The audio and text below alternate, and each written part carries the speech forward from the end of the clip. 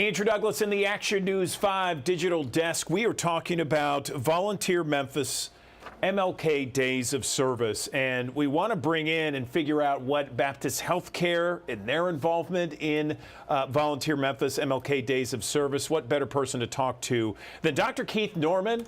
He is someone who is very familiar with this organization and with when it comes to Volunteer Memphis, and also being the pastor of First Baptist Broad and Baptist VP of Governmental Affairs and Chief Community Relations Officer. Have I left anything out, Dr. Norman?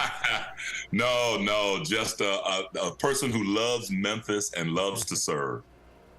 Excellent, sir. So let's talk about it. Let's talk about Baptist's role in Volunteer Memphis MLK Days of Service. Good morning. Sure. Good morning, and thank you for this opportunity. Well, Baptist is excited again to be really one of the host sponsors, one of the lead sponsors for this event, because service and serving the Memphis community and the Mid-South is really something that we love to do. MLK Days of Service will kick off, and it's already kicked off for us because we've engaged over 19,000 employees across the Mid-South area, not just here in the city of Memphis, but in our outlets and other states across the Mid-South, to really roll up their sleeves and to go to work on behalf of their communities by providing service in so many different ways beyond just what comes into our hospital doors. Exactly. And so we're looking at some video now of Volunteer Memphis and really kind of asking everyone between January 12th and 16th to search, choose, and volunteer. Give me some ideas of what some of the employees at Baptist are planning to do. Well, our major effort will be that we will collect disposable diapers and wipes at all of our Memphis Metro locations starting January 13th for Leadership Memphis. And we're going to distribute them in areas where they're needed most. At the Hollywood Community Center, at 1560 North Hollywood, and then at the NAACP office, we have a partnership and a program going there called My Baby for Me. And then the Orange Mound Community Center, we're actually going to have our Baptist Women's Mobile Mammography Unit there to give free breast cancer screenings for those women who need it. We realize that oftentimes these services and the people who need these services the most can't always get to them. You know, Dr. King said one of the forms of inequality that is most shocking is when healthcare is not adequately provided for people. So Baptist chooses to really get out into the streets and take our healthcare model into those communities, because we realize that there are just some people from the health disparities that we see, that some people just can't get adequate healthcare. So we want to get those services to the people. Why is it so important for Baptists to be involved in this and almost, take almost a leadership role in getting people to volunteer? Loving and caring is a part of our mission. Our mission is built on the threefold mission of Jesus Christ, which is preaching, teaching, and healing.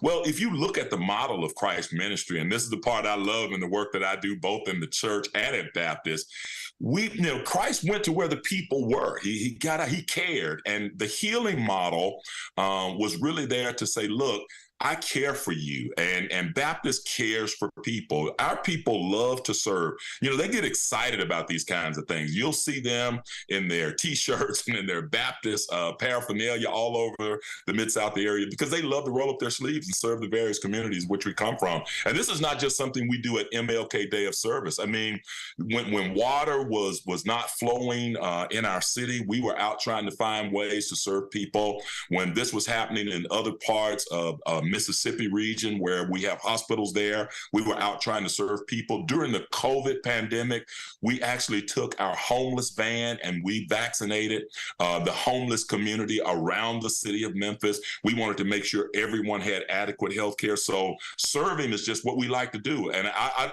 like to call myself the chief service officer. That community relations part of my job gives me an opportunity to say, hey, here's an opportunity where Baptist can be of service. Let's talk about now ways that people can join in this whole process. Sure. There will be spaces and places around town. Again, you can go to our hospital, you can go and you can drop off wipes or diapers, or you can actually go to these places. The Hollywood Community Center on Saturday, January the 14th, we'll be there. We're starting a little early between the hours of 2 and 4. You can go there. If you want to go by the NAACP office, you can drop off items there. They're at 588 Vance Avenue. And then we really want to encourage, especially the women in the Orange Mound community, to come out and join us at 2430 Carnes Avenue. And then for more information on how to volunteer, you can log on to our website, or you can contact Anne-Marie Wallace at annemarie.wallace@bmhcc.org. That's for community people or for any of our employees who may not have had an opportunity to sign up as well. Annemarie.wallace@bmhcc.org. Any lasting message, Dr. Norman, that you'd like to leave with our viewers this morning? You know, I just love to say thank you to this community for allowing us to serve. Our lives begin around service every day when we wake up, when we have the opportunity. I tell people living in Memphis, Tennessee, you have something you can do and contribute every day. There's an opportunity to help your fellow man in some way, shape, form, or fashion. Baptist loves this work that we do all throughout our community. We love to be able to assist people.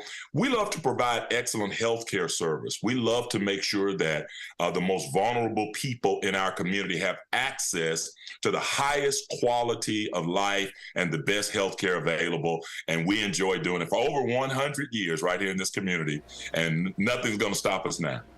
All right, Pastor Keith Norman, pastor of First Baptist Broad and Baptist Healthcare's Vice President of Government Affairs and Chief Community Relations Officer. Thank you so much for joining us. We appreciate you, and have great success in 2023.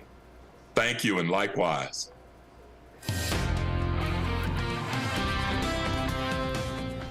Good morning. Sunshine as we're kicking off our day, and temperatures started off in the 30s, already starting to rise into the 40s.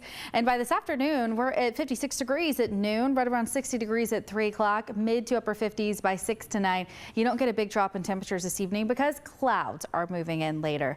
By 5 o'clock, we're mostly cloudy. Those act as a blanket at night, keeping the heat in.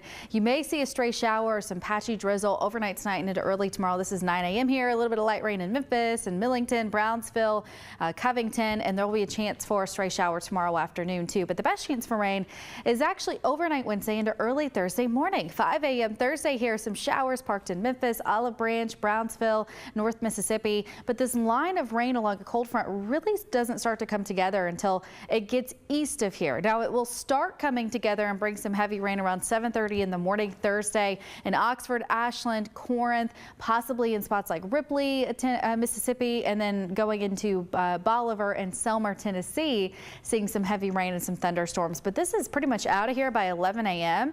We may see a few sprinkles still and some clouds lingering, but as we get later in the day, those will continue to clear out. Greatest threat for severe weather, as I mentioned, is east of us. It will start to intensify once it gets towards Birmingham and moves in the Atlanta area. There will be a 2 out of 5 for the severe weather threat in those spots, but in our area, a 1 out of 5, and mostly for northeast Mississippi and West Tennessee in that spot I just showed you where the line starts to come together. But that means that severe weather is unlikely for that 1 out of 5, but you could still see some storms that ramp up and produce some gusty winds, some small hail, a lot of lightning. This isn't going to be a huge rainmaker for us, probably between a 1/4 to a 1/2 inch for most of us, even a little less possibly over towards the Corinth area. It just depends on where that line sets up and where it drops some of the heaviest rain there in northeast Mississippi. After that moves out, we dry out for several days, so your first alert weekend forecast looks great. Some chilly mornings, but some mild afternoons. Once we get to Saturday, 47 degrees. That's cold, but Sunday's mild.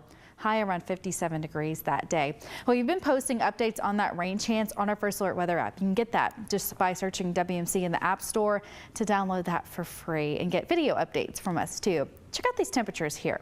We're at 61 today. 70 degrees tomorrow. Once the front moves through, though, temperatures will drop. So we'll start off tomorrow morning in the 60s, but by the afternoon around 50 degrees. 30s on Thursday night. We're at 44 on Friday, 40s on Saturday, as I mentioned, up to the 50s Sunday, but then 60s at the start of next week. Okay, did you run into some traffic issues on the way in this morning, maybe perhaps on your morning commute? Well, if you were on I-40 near the Appling Road exit, we have something that we'd like to update you with regards to it. I've split the screen here, and this is from the Memphis Police Department's Twitter feed. It says at 12:52 a.m., officers responded to the area of I-40 Appling Farms Parkway. A 4-vehicle accident there. Officers advised 2 victims taken to area hospitals, non-critical condition. Okay, so then look at the next paragraph. At 2:03 in the morning, while working the accident, 2 officers notified dispatch that their patrol vehicles had been struck by 2 vehicles. One of the vehicles remained on the scene. The other fled on I-40. Both officers involved were taken to area hospitals in non-critical condition. The driver of the vehicle who remained on the scene has been detained. This is an ongoing investigation. And I want to show you this here. This is from earlier this morning when those officers' patrol vehicles were struck by 2 others. So again, they were struck by 2 vehicles, those patrol cars, and one of those vehicles remained. The other driver took off. Again, this happened at I-40 at 2 o'clock in the morning. The officers involved were taken to hospitals, non-critical condition.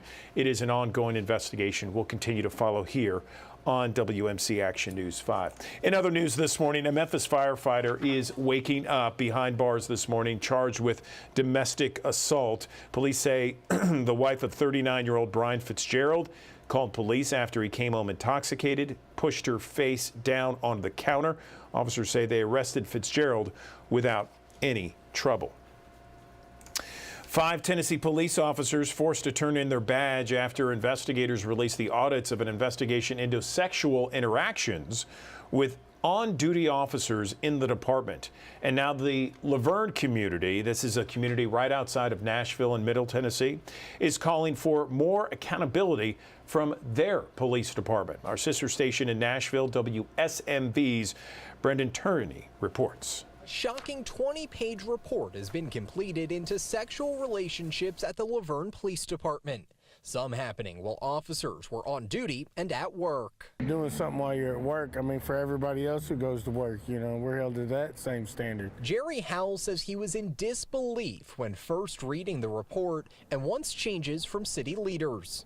The investigation says Mayor Jason Cole got the first tip about the relationships. It's just bad. It's like a stain, I guess. We requested an interview with Mayor Cole, but was told he was not willing to talk on camera.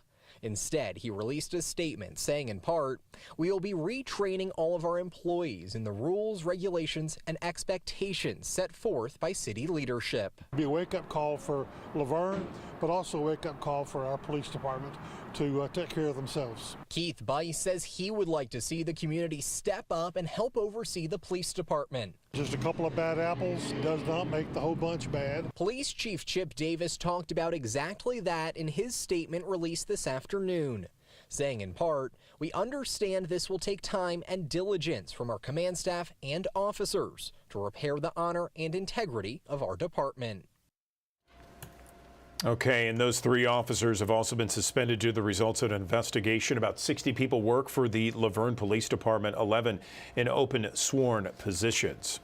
All right, so the Family and Small Businesses Taxpayer Protection Act now on its way to the Senate after it passed in the House. The bill was created by West Tennessee Republican Congressman David Kustoff.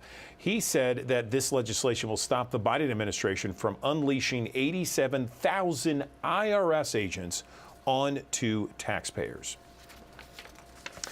All right, let's talk about Memphis police right now searching for a man wanted for an attempted kidnapping and carjacking in East Memphis. This happened in broad daylight in the parking lot of a senior living facility. Action News 5's Bria Bolden reports.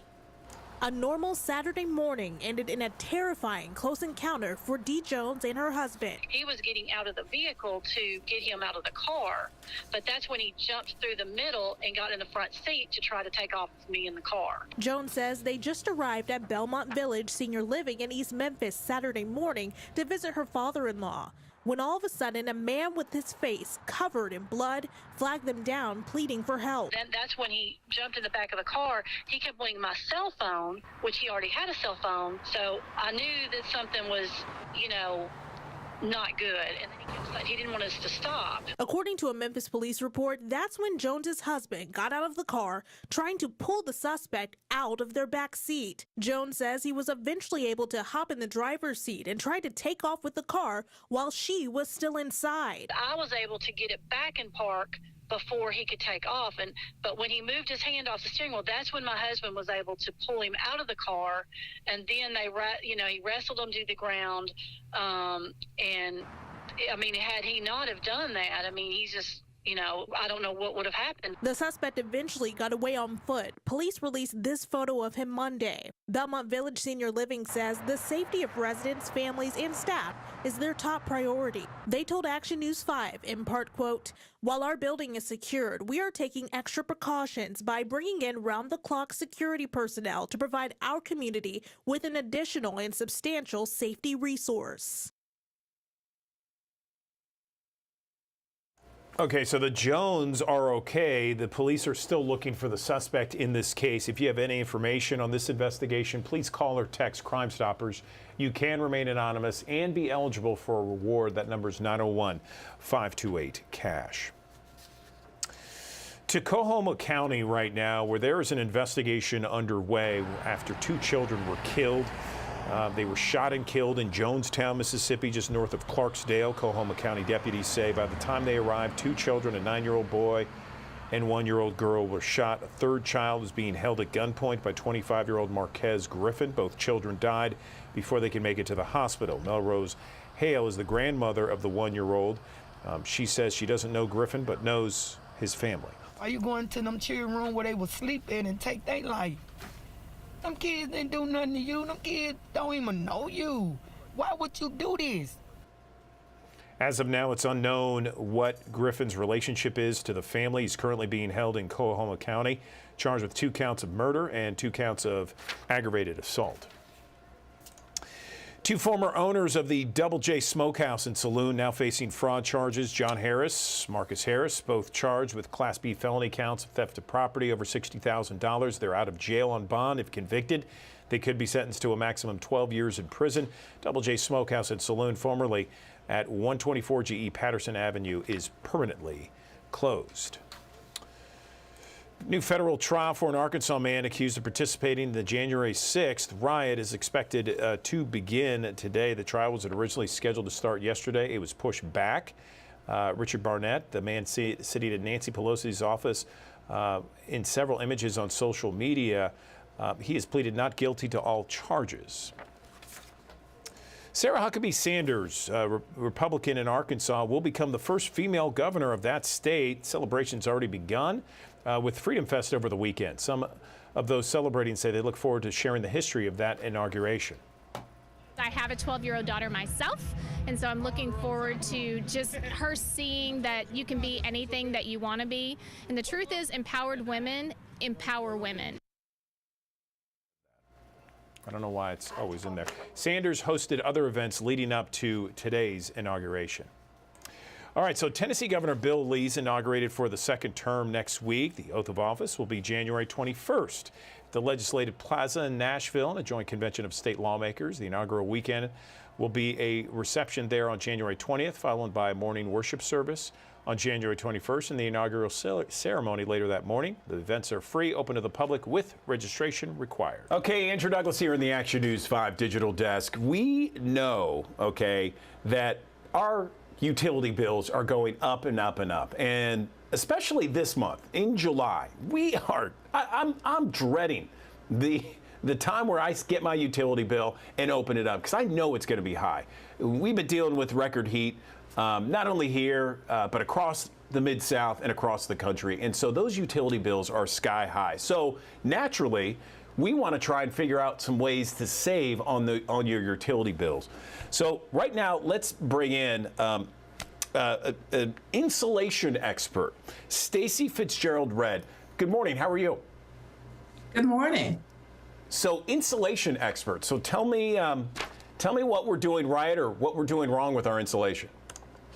So that's actually a really good question. Most people think about the need for insulation when it is cold outside, but the reality is you need insulation all year long, especially when it's hot outside like it is now.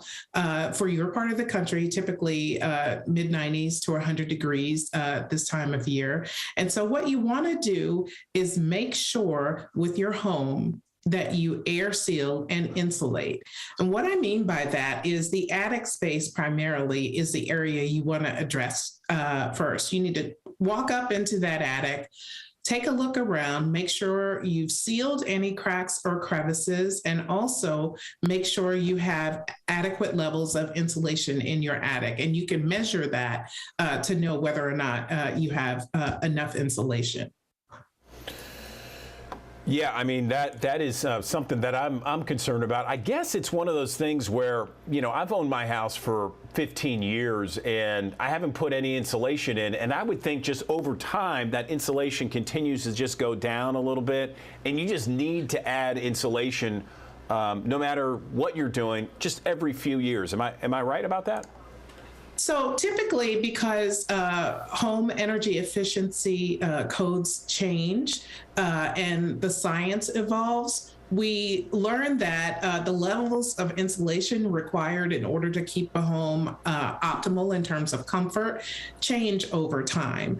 And while that insulation may still be effective, science has evolved to the point where we know that if your insulation level, let's say maybe 20 years ago, was R15 in an attic space, it might have bumped up to maybe R49. And in order to make sure you have enough insulation in your attic, you need to measure it and add more if you don't have the appropriate level of insulation. In fact, 9 out of 10 U.S. homes are under insulated. And if your home is under insulated, it's costing you extra money and also contributing to your discomfort by making your space warmer than it needs to be. Is there an easy way, Stacy, to kind of check and see if you're under insulated? And then how much does it cost to add insulation? And if you do have the proper insulation, Stacy, how much can it save you on your utility bill? So the great thing is that there's guidance from Energy Star that tells us how much insulation is required for your home based on the climate zone. And that information is also available on our website, insulationinstitute.org. Click under homeowners. It'll tell you based on where you live in the country, how much insulation is required for your attic space. And in terms of how much you add, that really depends. There are a lot of factors involved. When your house was built, how much insulation exists in your attic at this point. So there are really a variety of factors involved in terms of cost. This is one of the particularly cost-effective projects you would do in a home. It doesn't cost that much to do it yourself, to add insulation. And in fact, a lot of utility companies will provide an incentive to do an energy audit, and big box stores will offer a discount on the blowing insulation equipment if you decide to do it yourself. So there really is a financial incentive to do this work. How much can the proper insulation bring down your utility bill? Again, depends on the home, but on average, it could be several $100s a year in savings that you'd recoup from making sure your home was not just properly insulated, but also air sealed. You want to seal the cracks and crevices around doors and any penetrations where you could feel air coming through in your home in order to keep that indoor environment comfortable. I like it. I like it a lot. Let's talk about things that are outside of the insulation realm here, because there are some other ways that you can cool your home and bring down your utility bill. Let's focus on that right now. So some other things that you can do to cool your home and also make sure your utility bill is manageable. You want to make sure you have your HVAC equipment maintained and it's in good, proper working order. Another thing you want to do, and these are really simple tips, is to make sure that your ceiling fan blades are turning counterclockwise in the summer. And what that does is help push cooler air at the surface level up so that you feel it circulating better throughout your space.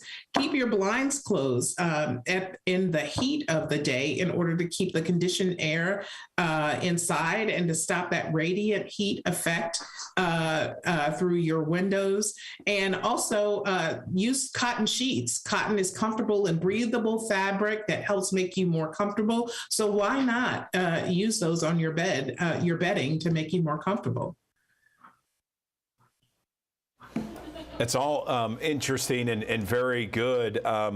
What else can we talk about with ways to bring down? You mentioned sealing up some of the cracks there, making sure that you can't see the light in between the door. What else can we talk about?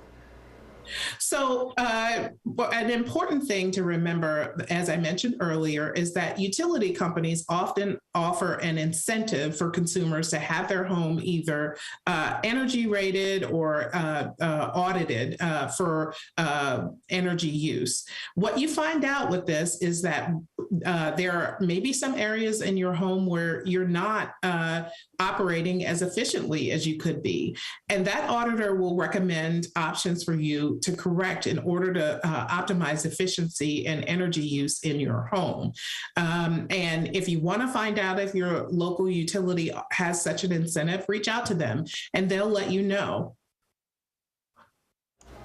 Stacey, I like the ideas of, unplugging your computer, your cell phones, because all of that gives off heat. And then when it comes time for cooking, try to do it outside on the grill because, you don't want to work the stove because that makes it hot in your house. And so those are interesting tips people might not think about.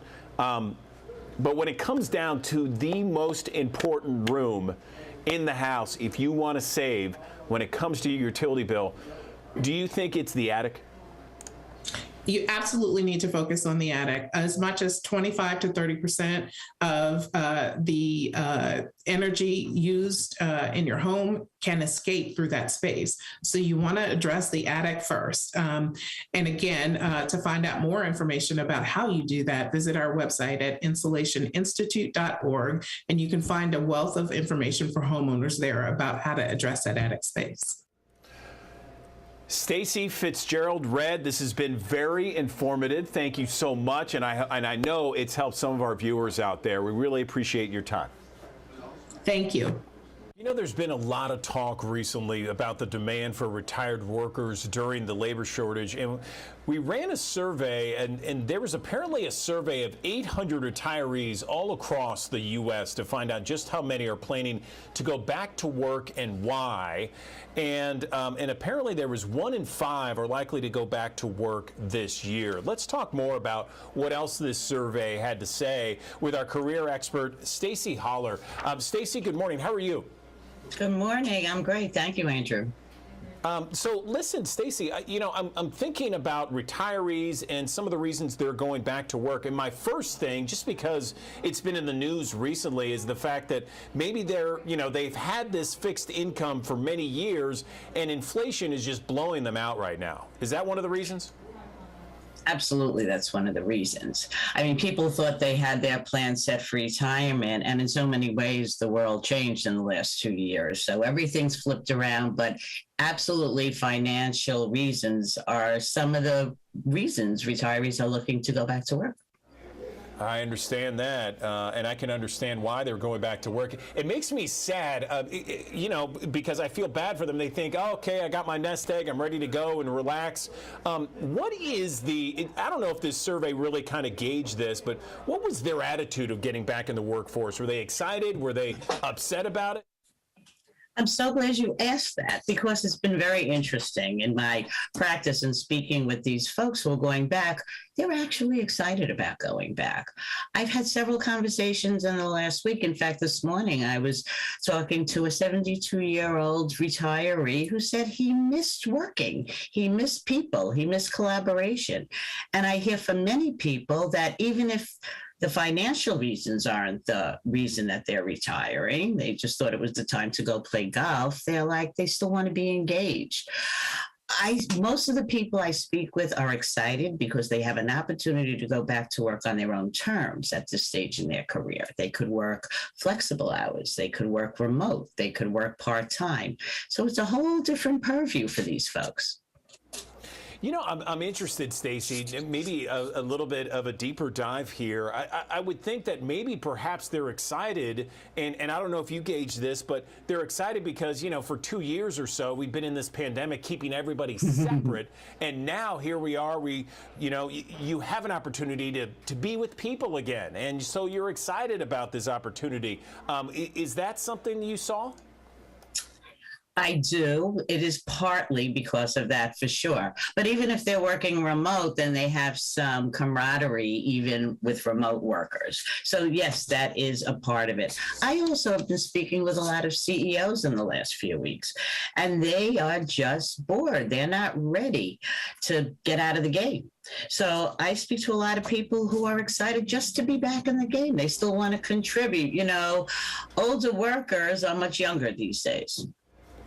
Very true. Very true. And I understand that they're going back, Stacey, to a different kind of field than they retired from. Tell me more about that.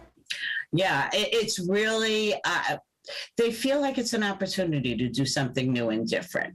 And that's why where a little of the excitement comes now. That's not to say, Andrew, that there's a bunch of people that are working because they really need to, and they're not as excited. But I speak to an awful lot of people who want to try something new, or the CEOs want to go into consulting, or I've spoken to people who were in more of my business, recruiting for years, and now they want to do some other type of phone work. So there is a little bit of excitement to do something that maybe you always wanted to do, and you could afford to do that right now and still be engaged. So it really runs the gamut, Andrew. People have a lot of different reasons for going back, but it's not as downtrodden as you would think. These people are excited about still contributing. There is no retirement age anymore in a lot of these people's minds. Well said, Stacey. I don't know if you have this in your survey, but you know, I'm curious as how employers are reacting to this wealth of knowledge of retirees coming back into the workforce. Any idea? Can we gauge on what they're feeling? Yeah, those are the people who are reaching out to the retirees.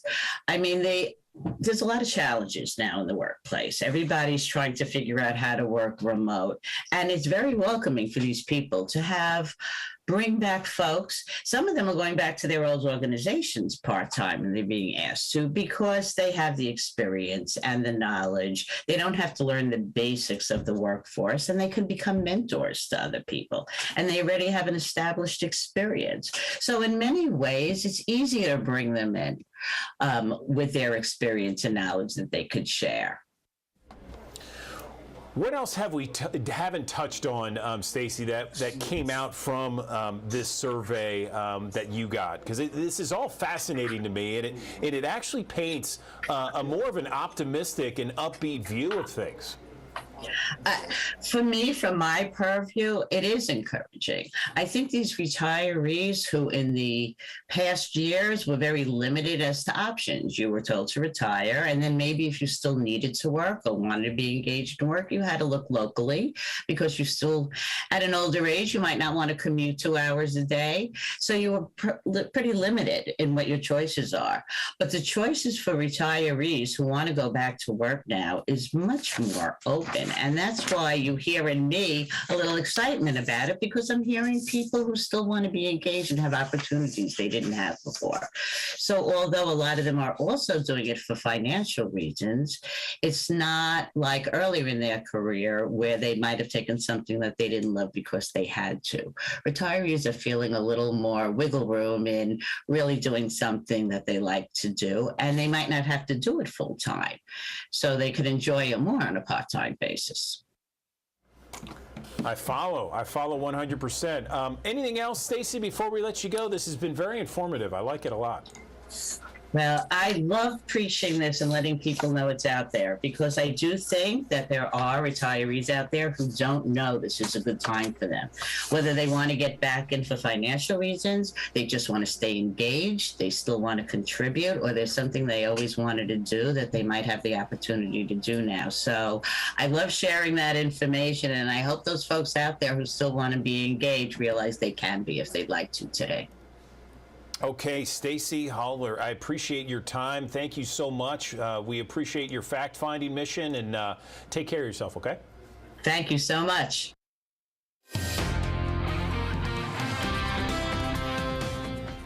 Good morning. Sunshine as we're kicking off our day, and temperatures started off in the 30s, already starting to rise into the 40s. And by this afternoon, we're at 56 degrees at noon, right around 60 degrees at 3 o'clock, mid to upper 50s by 6 to 9. You don't get a big drop in temperatures this evening because clouds are moving in later. By 5 o'clock, we're mostly cloudy. Those act as a blanket at night, keeping the heat in. You may see a stray shower or some patchy drizzle overnight tonight and into early tomorrow. This is 9 a.m. here. A little bit of light rain in Memphis and Millington, Brownsville, Covington, and there will be a chance for a stray shower tomorrow afternoon too. But the best chance for rain is actually overnight Wednesday into early Thursday morning. 5 a.m. Thursday here, some showers parked in Memphis, Olive Branch, Brownsville, North Mississippi. But this line of rain along a cold front really doesn't start to come together until it gets east of here. Now it will start coming together and bring some heavy rain around 7:30 in the morning Thursday in Oxford, Ashland, Corinth, possibly in spots like Ripley, Mississippi, and then going into Bolivar and Selmer, Tennessee, seeing some heavy rain and some thunderstorms. But this is pretty much out of here by 11 a.m. We may see a few sprinkles still and some clouds lingering, but as we get later in the day, those will continue to clear out. Greatest threat for severe weather, as I mentioned, is east of us. It will start to intensify once it gets towards Birmingham and moves in the Atlanta area. There will be a 2 out of 5 for the severe weather threat in those spots, but in our area, a 1 out of 5, and mostly for northeast Mississippi and West Tennessee in that spot I just showed you where the line starts to come together. But that means that severe weather is unlikely for that 1 out of 5, but you could still see some storms that ramp up and produce some gusty winds, some small hail, a lot of lightning. This isn't going to be a huge rainmaker for us, probably between 1/4 to 1/2 inch for most of us, even a little less possibly over towards the Corinth area. It just depends on where that line sets up and where it drops some of the heaviest rain there in northeast Mississippi. After that moves out, we dry out for several days. So your first alert weekend forecast looks great. Some chilly mornings, but some mild afternoons. Once we get to Saturday, 47 degrees. That's cold, but Sunday's mild. High around 57 degrees that day. Well, you've been posting updates on that rain chance on our First Alert Weather app. You can get that just by searching WMC in the App Store to download that for free and get video updates from us too. Check out these temperatures here. We're at 61 today. 70 degrees tomorrow. Once the front moves through, though, temperatures will drop. So we'll start off tomorrow morning in the 60s, but by the afternoon around 50 degrees. 30s on Thursday night. We're at 44 on Friday, 40s on Saturday, as I mentioned, up to the 50s Sunday, but then 60s at the start of next week. The cryptocurrency industry is starting 2023 amid growing fraud concerns, from failed digital coin exchanges to online scams, and now law enforcement and federal regulators are issuing new warnings. Consumer Watch right now, Mike Valero has a look at how to avoid becoming a victim of what's called pig butchery. Get ready for another crypto roller coaster ride this 2023. The FBI and other agencies are raising concerns about an online scam called pig butchering. We're not talking about what's going on farms. We're talking about a cryptocurrency investment scam that is sweeping the country. It is costing Americans billions of dollars in losses. Authorities are urging you to be careful when getting random texts or messages through social media with invitations to start investing in cryptocurrencies. When you finally ask for your money, guess what? Your friend has disappeared. It comes as several recent crypto-related headlines sent a chill through an already anxious community. First, Sam Bankman-Fried, the founder of failed crypto exchange platform called FTX, pleaded not guilty this month to federal fraud and conspiracy charges linked to his company's meltdown. Then, the SEC charged 6 people in an investment scheme called CoinDeal that raised more than $45 million on false promises of access to blockchain technology. And also this month, U.S. regulators have issued their first joint statement warning banks and others about the risks of fraud, volatility, and poor risk management in the crypto world. So what can you do to avoid becoming a victim? Law enforcement officials say scammers usually target their victims by sending mass texts, hoping somebody takes the bait. Perpetrators of these crimes have been trained in techniques of psychological deception, in techniques to gain people's trust. For Consumer Watch, I'm Mike Valerio. Okay, we have heard a lot about the FTX founder charged in a scheme to defraud crypto investors.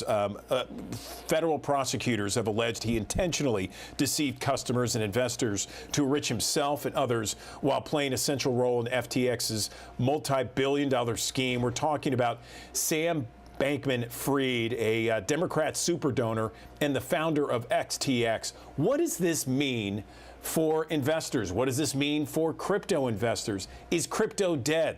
Well, let's bring in Alex McCurry. He is CEO of Solidity.io. Alex, is crypto investment dead? If not, why not?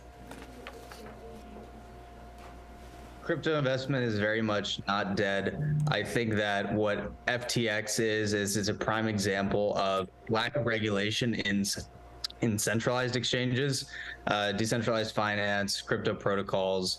The type of technology that we're talking about here is very much so alive and very much so unaffected by FTX. But unfortunately, scammers and fraudsters who are misappropriating funds are going to have a lot more difficulty now with stricter regulation. So, Alex, tell me what Solidity.io is, first off. Do you deal with crypto investments all the time? Yeah, so Solidity.io is a Web3 solutions firm. We build full stack software products on the blockchain. We also have a venture studio. So we're constantly building software solutions that are built around crypto and built around blockchain technology. So we see a lot of the sort of technology and the sort of strategies that are used across the industry. And so it gives us a lot of visibility to the types of things that, the types of mechanisms that are used in a positive way in the industry, and also the types of mechanisms that can be used in a very negative way. A good example of sort of the technology being used in a negative way, which I think is a good kind of a good way to sum up what was done by SBF and by FTX, was with the creation of essentially manufactured fake tokens, and using those fake tokens, those manufactured tokens, and leveraging those against their balance sheet as collateral to essentially borrow and take user deposits. We've seen a lot of different tokens created over the last years. Thousands and thousands of tokens have been spun up. You can create an ERC20 token very, very easily if you'd like to create one. And essentially what SBF did is he leveraged FTX's name and FTX's ability to partner with other sort of protocols and technology startups to launch tokens that had inherently very little value or little to zero liquidity, and then use those tokens on their balance sheet to represent collateral for the user deposits that they were receiving in the centralized exchange, taking that real money out, that real Bitcoin, Ethereum, US dollar pegged assets as well, and taking those funds and misappropriating them and gambling with them. Okay, so Alex, full disclosure, I do have some crypto investments, been looking at it, been investing, namely Bitcoin, Ethereum, a few others, and I see that it's taken a big hit over the last 12 to 18 months. So can you clear up for our viewers out there, what this collapse means of FTX. Does this really hurt investments long term? I mean, from a perspective of a crypto investor, when are we going to see those crypto investments creep back up again, if at all? The crypto market is very difficult to predict. I think that it is going to be affected by the macroeconomic conditions. I think you're not able to necessarily predict when things are going to come back. And that's really the biggest sort of thing to remember. You're investing in technology, you're investing in the network, you're investing in these underlying protocols, and you're investing in the belief that digital assets and blockchain and privacy and sovereignty over your assets and the ability to transact across the globe instantly, securely, is technology that people will deem valuable over time, right? That is really the principal sort of basis of investing in digital assets, investing in Bitcoin, investing in Ethereum, investing in sort of those blue chip protocols.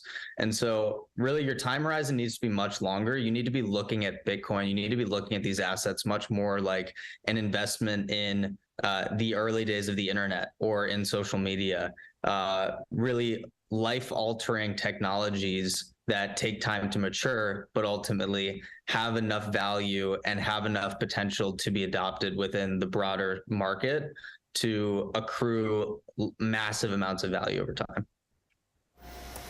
So let me ask you this, because you mentioned that it's very unpredictable right now of where the crypto market is going. I mean, wouldn't that scare investors right now? I mean, I don't want to invest in anything unpredictable. I mean, there's so many risks involved. There's certainly risks, and it's certainly unpredictable in the near term, right? If you're talking about a short time horizon, then that's definitely something you need to consider. But if you're looking on a longer time horizon, you're looking at these assets over a long period of time and the value that they bring and the disruption that the technology brings to all of the different sectors that it really is changing, then that's really where you want to be looking if you're trying to accrue value over a longer period of time. So for myself and for others that I know that, their opinions that I respect, their strategy is accumulate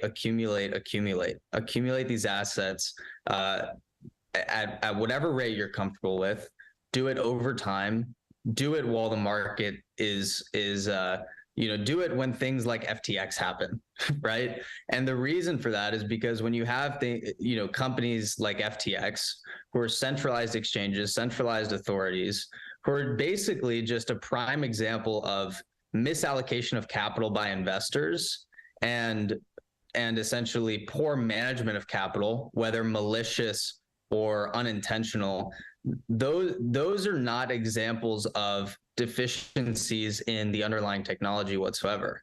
Those are that's poor capital management, and that's fraud.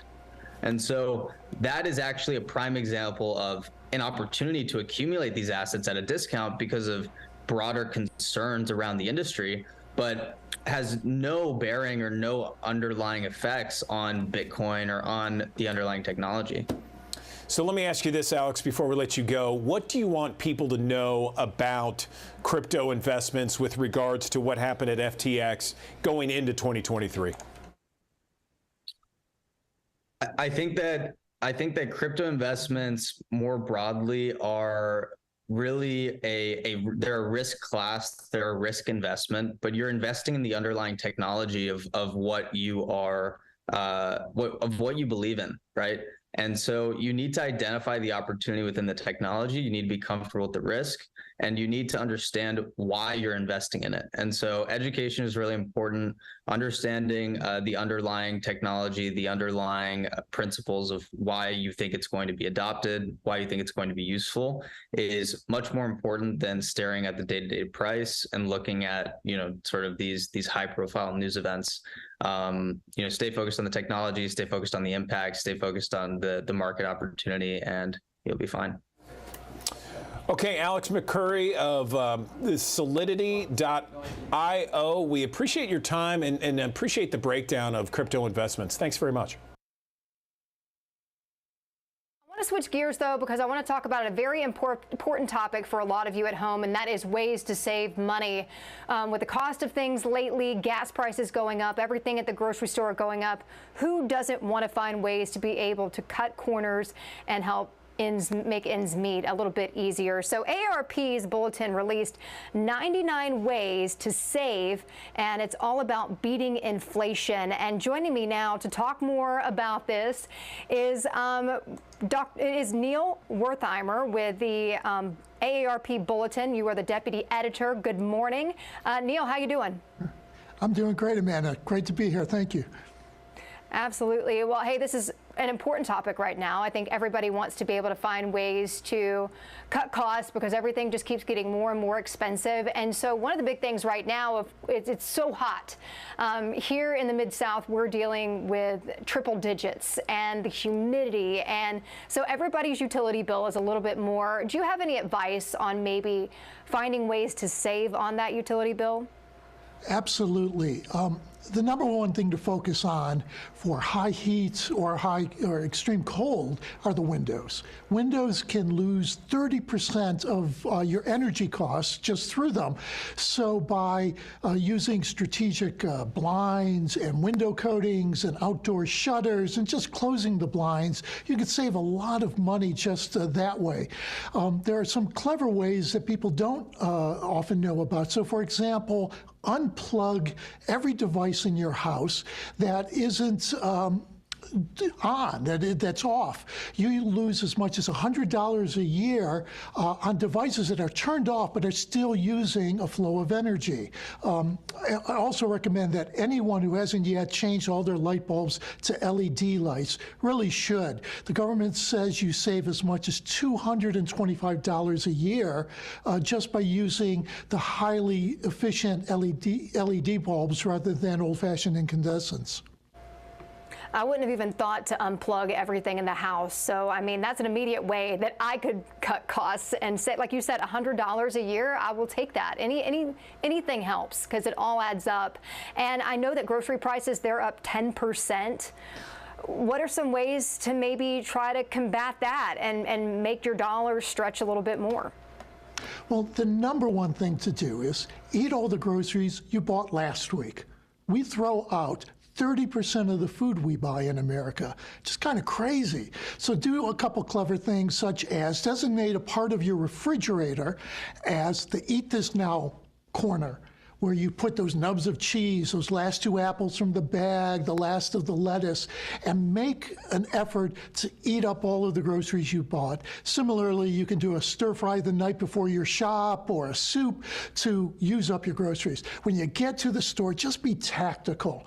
There are in-store coupons right inside the door. Often there's a flyer that's got coupons. Last week I paid $1.99 for cherries. If I didn't use the coupon, it would have been $5.99. You can use or buy manager specials. Look for the tags on the shelf that show discounts. You should never pay full price for things like ice cream or potato chips because they're always cycling on and off sale. Finally, use the self-checkout. Research shows that you do less impulse buying when you check yourself out. I wouldn't have even thought about that, not doing the self-checkout. Of course, I always do self-checkout because I feel like it's faster. But of course, we're talking about 99 ways to save from the AARP Bulletin. So I know right now we're starting to come out of the pandemic a little bit more. People are wanting to travel. They want to get out of the house. And a lot of people are sacrificing things to be able to do that. But do you have any additional tips to maybe help save money on travel? Because people want to do it right now. The golden rule of travel planning is off-season. Go off-season. That beach house is so much less expensive in October or April than it is in June or July. But apply that to your weekend getaways. Have your weekends on Wednesdays and Thursdays. You'll get a deal on the hotel. You can get a deal on the tourist attractions you're going to. One other thing that you can do is try to take the car out of the vacation. And by that I mean go to cities where they have good public transportation or destinations where it's easy to get around without a car.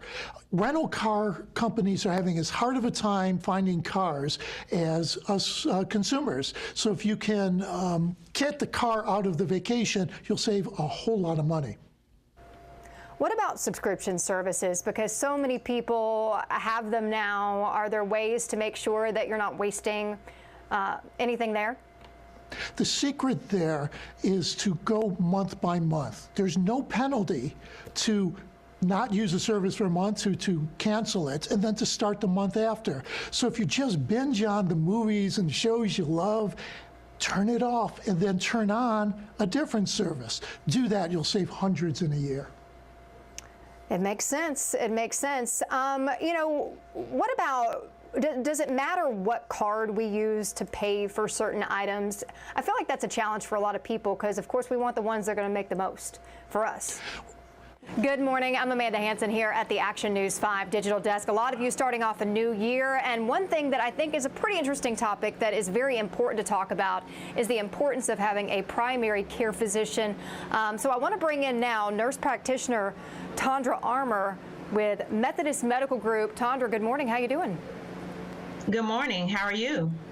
I'm doing well. I'm glad to have you on this morning to talk to you a little bit more about this. I will tell you, I am one of those people that's guilty that over several years, it seemed like when I needed to go to the doctor, I would just go to an urgent care. I would see just one doctor. Next time I'd go, I see a different doctor. And it wasn't until I moved back here to Memphis that I finally established a primary care physician. Can we talk about why it's so important to be able to have that doctor in your corner? Yes, so having a primary care physician is important because we provide basic health care from mind to body, and we also help to make sure that we take care of we like to offer preventative services. We do quite a few things to care for our patients, but basically it's that general health and making sure we're staying on top of the things that's necessary and trying to capture anything before it even happens or catch it early. And how important is it to have that doctor that you're seeing consistently? Because, I mean, obviously, they know more about your history. They know what you've been through. Talk about maybe being able to establish that primary care physician and just why it's so important to have a primary care physician working with your health. Yes. So yes, we recommend that you see a primary care physician at least once a year to get your physical or your annual exam. During that exam, that's when we check for any type of, we do lab work to make sure we're catching any type of illnesses or to make sure everything is working the way it's supposed to be working. General things like checking your kidney function, liver function. We may do STD checks if you're looking for that and wanting to know your status on that. We can offer x-rays and EKGs in certain places so that we're looking at your heart and your lungs. We do your screening at that particular time. So are you up to date with your mammogram? Are you up to date with your pap smear? Are you up to date with your prostate levels? We can screen for diabetes. So it's very important to know your status and to know your baseline and go from there. And then if you do have chronic diseases such as hypertension or diabetes or high cholesterol, it's very important that you're meeting with your primary care physician or provider, because we also follow that too. We want to make sure that you're taking your medications the way they need to be, make sure the medications are working like they need to be. And if you need to go to a specialist, we can even navigate that and make sure we direct you to the right specialist. And we also interact with the specialist to make sure we know what's going on with the specialist and the specialist knows what's going on with us as well. So important. And like you said, that preventative care, if you don't know there's something going on, then how do you treat that before it gets worse? So obviously so important to be able to get ahead of something before it turns into something even worse, where you're dealing with something even more serious. Can you maybe give some advice for someone that's maybe watching today? They're saying, you know, I don't have a primary care physician. I've just kind of hopped around from urgent cares. Is there any advice that you would give when it comes to maybe trying to find the right one for you? Yes. So oftentimes we get a lot of our patients by referrals as family members that say, hey, I love my doctor. I love who I go to. And they often tell their friends and family about the provider that they're seeing. You can also check with your insurance company to see what providers are in your network and see who may be close to you or in your area. You can also just call and see who's in that area. Methodist has a website, and you can go on our website and look at all the primary care providers. We have about 60 locations in the Mid-South. And so you can go on the Methodist website and you can look at all the different providers that we have and all the different locations, and you can see what's the best fit for you. But I definitely recommend that you ask your family and friends, who do they have as a provider? Do they trust their provider? Are they able to get appointments with their providers? How does the provider provide excellent care for them? So it's definitely important to have someone who has been to that provider, that knows they're a great provider. But like I said, if you haven't been to a primary care doctor and you're looking for one, go on the website for Methodist and you can check and see where the providers are. You can call your insurance companies and ask about providers that are in your network, because that's important as well. Absolutely. And you were saying asking family members and friends. That's actually how I ended up at my primary care physician. My dad started seeing this doctor, then my mom, and now me. So, and of course, we've been happy with that. So it's good to be able to talk to your friends and family, because they can let you know what they've experienced going to that doctor. You know, this is a new year, though. We're into 2023. A lot of people making those resolutions, many of those focusing on health, the new year, the new you, and health is usually one of those main focuses for a lot of people. So when is the right time for someone to schedule an appointment with a primary care physician? Is it right now at the beginning of the year? Yes, get in there and see your primary care doctor. If you haven't seen a doctor at all, haven't had a physical or annual exam, I definitely recommend that you get started with your physical or annual exam to get established with that doctor, so you know your baseline for the year. You know what you're dealing with, and you know what your goal is, or what your goal is, so you know what you need to work towards. So it's very important to get in as soon as possible. If you've already have a doctor that's established and you've already had annual exam, we recommend you do that once a year, about the same time every year, depending on your insurance. So definitely, if you can get in there ASAP, get in there as soon as you can and get your physical and get your annual exam, so you know your baseline. All right, Tondra, we talked about a lot of things. Anything you think we missed on that you want to make sure we get out there to the people? Well, once again, I want to tell people that your primary care doctor offers a lot of different things. We want to make sure that you're up to date on your vaccinations. So this starts in childhood. It doesn't just start in adulthood. So you can get a pediatrician that's considered a primary care doctor for children, and they look at your vaccinations to make sure you're up to date on that. In adulthood, you can transfer or you upgrade from a pediatrician to your primary care doctor. And once again, we're looking at vaccinations. Are you up to date on your flu vaccine? Are you up to date with shingles vaccine, pneumonia vaccine? If you have any chronic conditions, we want to know, are you taking care of yourself? Are you taking your medications like you're supposed to? Are the medications working for you? And if you have any screenings that needs to be done, because primary prevention is most important. So if we can prevent you from becoming a diabetic or prevent you from going into full-blown hypertension, we want to do that. So see us sooner than later, so that we can prevent any type of diseases as much as possible. But if not, just so we can do a general check, just like you go and you get your car checked out, we do the same for our patients. So make an appointment soon and come see us. All right. Well, Tondra Armour, nurse practitioner for Methodist Medical Group, we appreciate your time. So much information just packed with it. And you have a great one, all right? Thank you. You have a blessed day, too. It's Tuesday, January 10th. It's going to be 60 degrees outside on this gorgeous day today. Some positive news, of course, for all of us here in Memphis and the Mid-South. And to get some more positive news, let's bring in one of the most positive people we talk to each and every week. And that's Talisa Franklin joining us from WAVN, the studios there. Talisa, happy Tuesday to you. How you been? Amazing. Happy Tuesday to you as well, Andrew. Life is great. Good, good. And we talked last hour with Dr. Keith Norman. He was talking about MLK Days of Service. And I understand you have some events, too, that's related, right?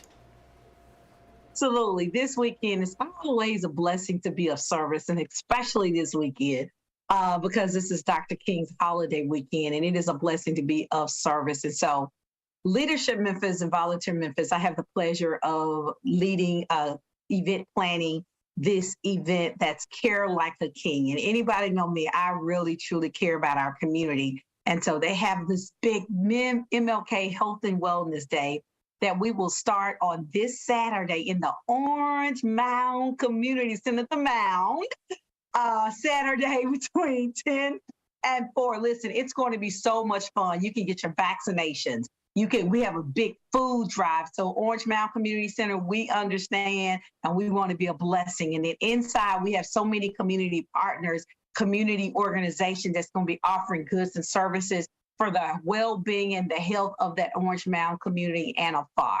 And then on the same day, y'all know I like to do a lot of things, go big or go home, right? On the same day, we'll actually get to Hollywood Community Center between the hours of 2 and 4. You can get vaccinations. You can get mammograms at both locations. You can get free diapers. You can get, of course, live entertainment, great prizes. When I tell you the prizes are great, we got big screen TVs, gift cards. There's so many great things that the community partners, and shout out to President Reggie Crenshaw and the entire team of Volunteer Memphis and Leadership Memphis that understands they really care about the community just like King. So Care Like a King is going down in the M-Town on this weekend. Orange Mound Community Center from 10 to 12. Or you can get the Hollywood Community Center from 2 to 4. Just go to Volunteer Memphis, Leadership Memphis website, get more information. You can go to my social media pages and get more information. I'm excited. And just like you said, Dr. Keith Norman Baptist is a part of this great event. And so at Orange Mound Baptist, we'll have the mammogram bus there. And so ladies, get your tatas pressed, get your tatas checked. It's going to be great things going on. So go ahead and register today, especially if you need to get a mammogram. We need you to go ahead and pre-register. But listen, Orange Mound, come out and get food. If you're in Hollywood, you got a baby, you need some diapers. And if you haven't gotten your vaccination shot, hey, come on, sleeves up. We got to continue to get those shots in our arms so we all can stay safe together. So it's going to be a great weekend. And then on Monday, the Trend will be broadcasting live from the Civil Rights Museum. So you can come and catch a girl at the Civil Rights Museum. Myself, Jason, and Lynn, the whole team will be kind of hanging out. We'll be broadcasting live there at the Civil Rights Museum. And, Andrew, I'm super excited because my station has an opportunity to see so many other people that love our city. And now people can more people that may not know about us get to see us at the Civil Rights Museum. So I'm excited. It's a perfect day to do it, too. I mean, I believe the museum is free on that day. We're going to have live coverage there as well. And it's a perfect opportunity for sure. Anything else that you want to mention with regards to the show today coming up on WAVN The Trend? Yes. So this week, y'all know I love our beloved State Representative Barbara Cooper that has passed away. And her seat now is left vacant. I was like, okay, Talisa, what can you do? What can you do? So I pulled in some of these candidates that is running for her seat because I wanted to know, and I know our listeners wanted to know, why they want to run for that seat and how they can continue the legacy this amazing woman has started for District 86. And so this week is a whole week of all the different candidates on our show. And then today, I think I have Will Richardson on Tuesday. Yesterday, I had an amazing Dominique Frost, and tomorrow I have Justin Pearson and Julian Bowe. It's going to be so many amazing people. I want to get all in their Kool-Aid and make sure they're going to keep the District 86 moving smoothly like our beloved Barbara Cooper, because we got to keep legacy moving, Andrew. It is important and imperative.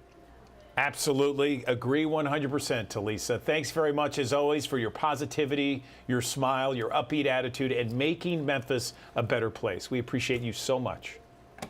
Thank you so much.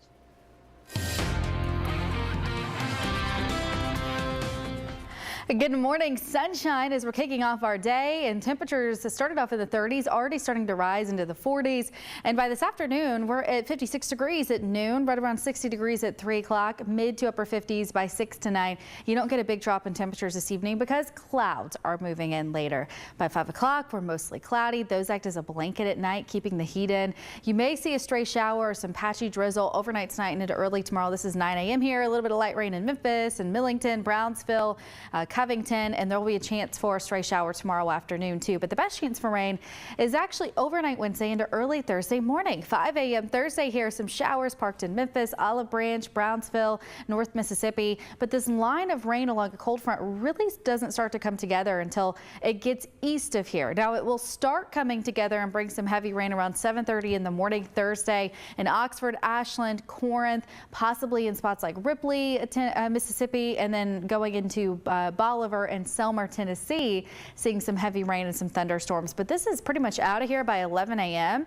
We may see a few sprinkles still and some clouds lingering, but as we get later in the day, those will continue to clear out. Greatest threat for severe weather, as I mentioned, is east of us. It will start to intensify once it gets towards Birmingham and moves in the Atlanta area. There will be a 2 out of 5 for the severe weather threat in those spots, but in our area, a 1 out of 5, and mostly for northeast Mississippi and West Tennessee in that spot I just showed you where the line starts to come together. But that means that severe weather is unlikely for that 1 out of 5, but you could still see some storms that ramp up and produce some gusty winds, some small hail, a lot of lightning. This isn't going to be a huge rainmaker for us, probably between 1/4 to 1/2 inch for most of us, even a little less possibly over towards the Corinth area. It just depends on where that line sets up and where it drops some of the heaviest rain there in northeast Mississippi. After that moves out, we dry out for several days. So your first alert weekend forecast looks great. Some chilly mornings, but some mild afternoons. Once we get to Saturday, 47 degrees. That's cold, but Sunday's mild.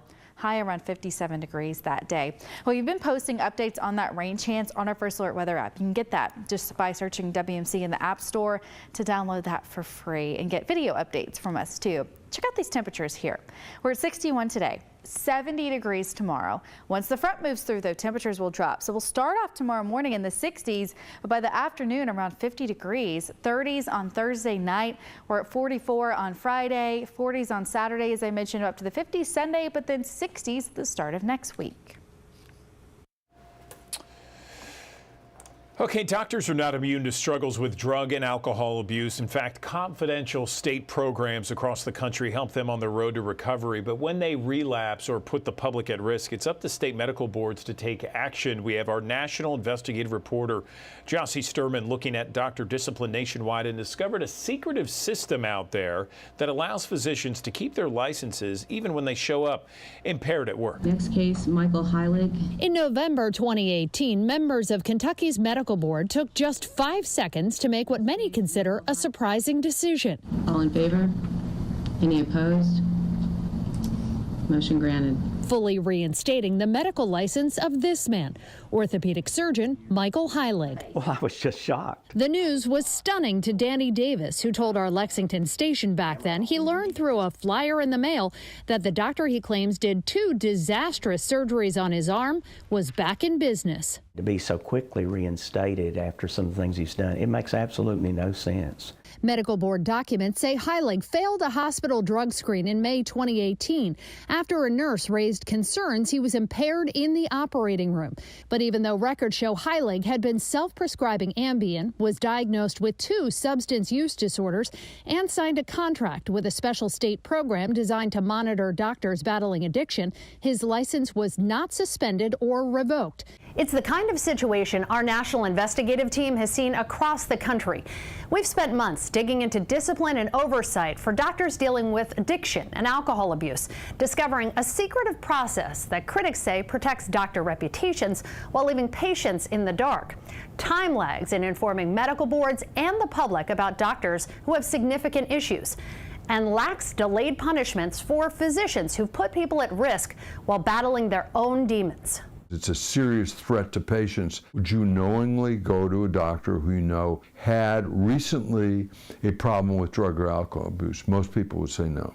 But generally, people don't know about doctors in rehab or recovery unless there's an imminent risk to the public or until a doctor repeatedly breaks the rules laid out by their confidential physician health program or PHP. That's when state medical boards are typically informed. They may hand down public disciplinary action. Our national investigative team looked at actions taken against impaired physicians or physicians in recovery across the country, discovering when it comes to PHPs informing medical boards about noncompliance, some doctors got multiple chances before boards were told they weren't following program rules. The boards have to be tough when people fail to manage their addictions. Firm, fast action is what's warranted in these cases, according to Art Kaplan with NYU Medical School. I believe that we're leaning too hard right now in many states to protect the physician's interests first. Back in Kentucky, after numerous calls and emails to Dr. Heilig and his legal team, one of his attorneys told us Dr. Heilig is a long-standing member of the medical profession whose priority is providing exceptional care and treatment to his patients. Heilig is back on the board's radar. In July, records show he agreed not to practice medicine while the board completes a new investigation. The reason, yet another mystery in a doctor discipline system that puts the emphasis on private practice. Okay, the Federation of State Medical Boards, which represents boards across the country, declined multiple camera interview requests, didn't answer specific questions about the discipline of addicted doctors. In a statement, the group said, quote, "The primary mission of state medical boards is to protect the public by ensuring physicians are properly licensed, trained, and fit to practice, and that boards have a responsibility to support physician wellness because public safety depends on physician health." Attorneys for the West Memphis Three taking their latest appeal to the Arkansas Supreme Court. They want evidence in the 1993 triple murder case retested using modern DNA procedures. Joyce Peterson has more. There's no question that these young men did not commit this heinous crime. Lonnie Sori, an advocate for the wrongfully convicted and a member of the West Memphis 3 legal defense team, trying every means possible to get permission to use modern MVAC DNA testing technology on the evidence from one of Arkansas's most shocking crimes. We've essentially spent the last 3 years requesting to test the DNA forensic evidence in the case, specifically the knots, the ligatures used to tie up the 3 little children that were murdered. Christopher Byers, Michael Moore, and Stevie Branch were murdered in 1993. Damian Eccles, Jason Baldwin, and Jesse Miskelly were convicted of the brutal crimes in 1994. They were released in 2011 after accepting an Alford plea, making a guilty plea while maintaining their innocence. In June, Circuit Court Judge Tanya Alexander denied Eccles' attorney's request to retest DNA evidence. So now they are appealing to the 7-member Arkansas Supreme Court. Damian Eccles saying, although I was released from death row and Jason and Jesse were freed from their life sentences, we have never been free. We were never truly free, never declared innocent by the court, and the real killer or killers have never been brought to justice. And Jason Baldwin adding, this is a great opportunity for West Memphis, the state of Arkansas, Pam Hicks, the Byers family, and the Moore family to have definitive proof of who murdered Christopher, Michael, and Stevie. Justice demands all avenues be pursued to identify the murderer or murderers. Lonnie Sori says his clients will not stop until justice is served. But they are convicted killers. So that is a heavy load to carry, and it's one they are innocent of. And we would hope that the state of Arkansas, the judges and the legislature would, in the interest of justice, want to get to the bottom of this murder. Members of the Holy Nations Church of Memphis are cleaning up after being vandalized for the second time in just a month. The vandals caused at least $30,000 in damage. That number is growing here. Pastor of this church says it hit him on a couple of different fronts. It's just the sign of the times, he says, but it's a sign he's taken as a cue to get out in the community and engage, even with the vandals themselves. If they were standing right here in front of me, I would say this, let's talk. I wish no ill on anyone because these things are manifestations of a greater hurt. Pastor says his first step is to clean up. The next step, meet with Memphis City leaders about ways he and other faith leaders can do more. And in a continuous fight in Memphis to make crimes like these a thing of the past. Mississippi medical marijuana dispensaries are hoping to have products available for patients by the end of the month. Leaders in the industry say final touches being made to officially launch the process. Medical marijuana business owners say they're happy to have an end in sight. It's been a little longer than we would have liked to have seen, but we know it's going to be worth it, and we'll be able to open as soon as we possibly can. The day we get product, we will be open the following day. A full overview of the state's testing process and a firm launch date have yet to be announced by state leaders. Let's talk about heart disease for a moment. It is the leading cause of death in the country, both men and women. In fact, heart disease kills one person every 34 seconds. The good news is some simple lifestyle changes can help you build a stronger heart in the new year. Check it out. This new year, why not make heart health a priority? Here are 5 easy ways to start. First, follow the 80-20 rule. So try to pick 80% of your foods to be whole foods. Whole foods have not been processed, refined, or had ingredients added to them. This includes fruits, veggies, nuts, whole grains, meat, fish, and eggs. Another heart-healthy resolution to consider: incorporate 30 minutes of exercise into your routine every day. Even if it means that you're walking 30 minutes a day and it's split into 10, 10, and 10. One recent Harvard review found that walking for just 2.5 hours a week cut the risk of heart disease by 30%. Also, resolve to get more sleep in the new year. In one study, people sleeping less than 6 hours a night had a 20% higher risk of a heart attack. And another resolution to consider: aim to reduce stress levels. Meditation can help. And doctors also recommend keeping a gratitude journal. Write down 3 things you're grateful for each morning. It releases the happy hormones: dopamine, serotonin, oxytocin, all these things that help our arteries, help our blood pressure, help our heart rate, let us live longer. The last resolution: nix bad habits like smoking and drinking. If you do have a drink, limit alcohol to no more than 6 to 8 ounces a day. But cut cigarettes altogether. Research shows smoking causes about 1 out of every 4 deaths from heart disease.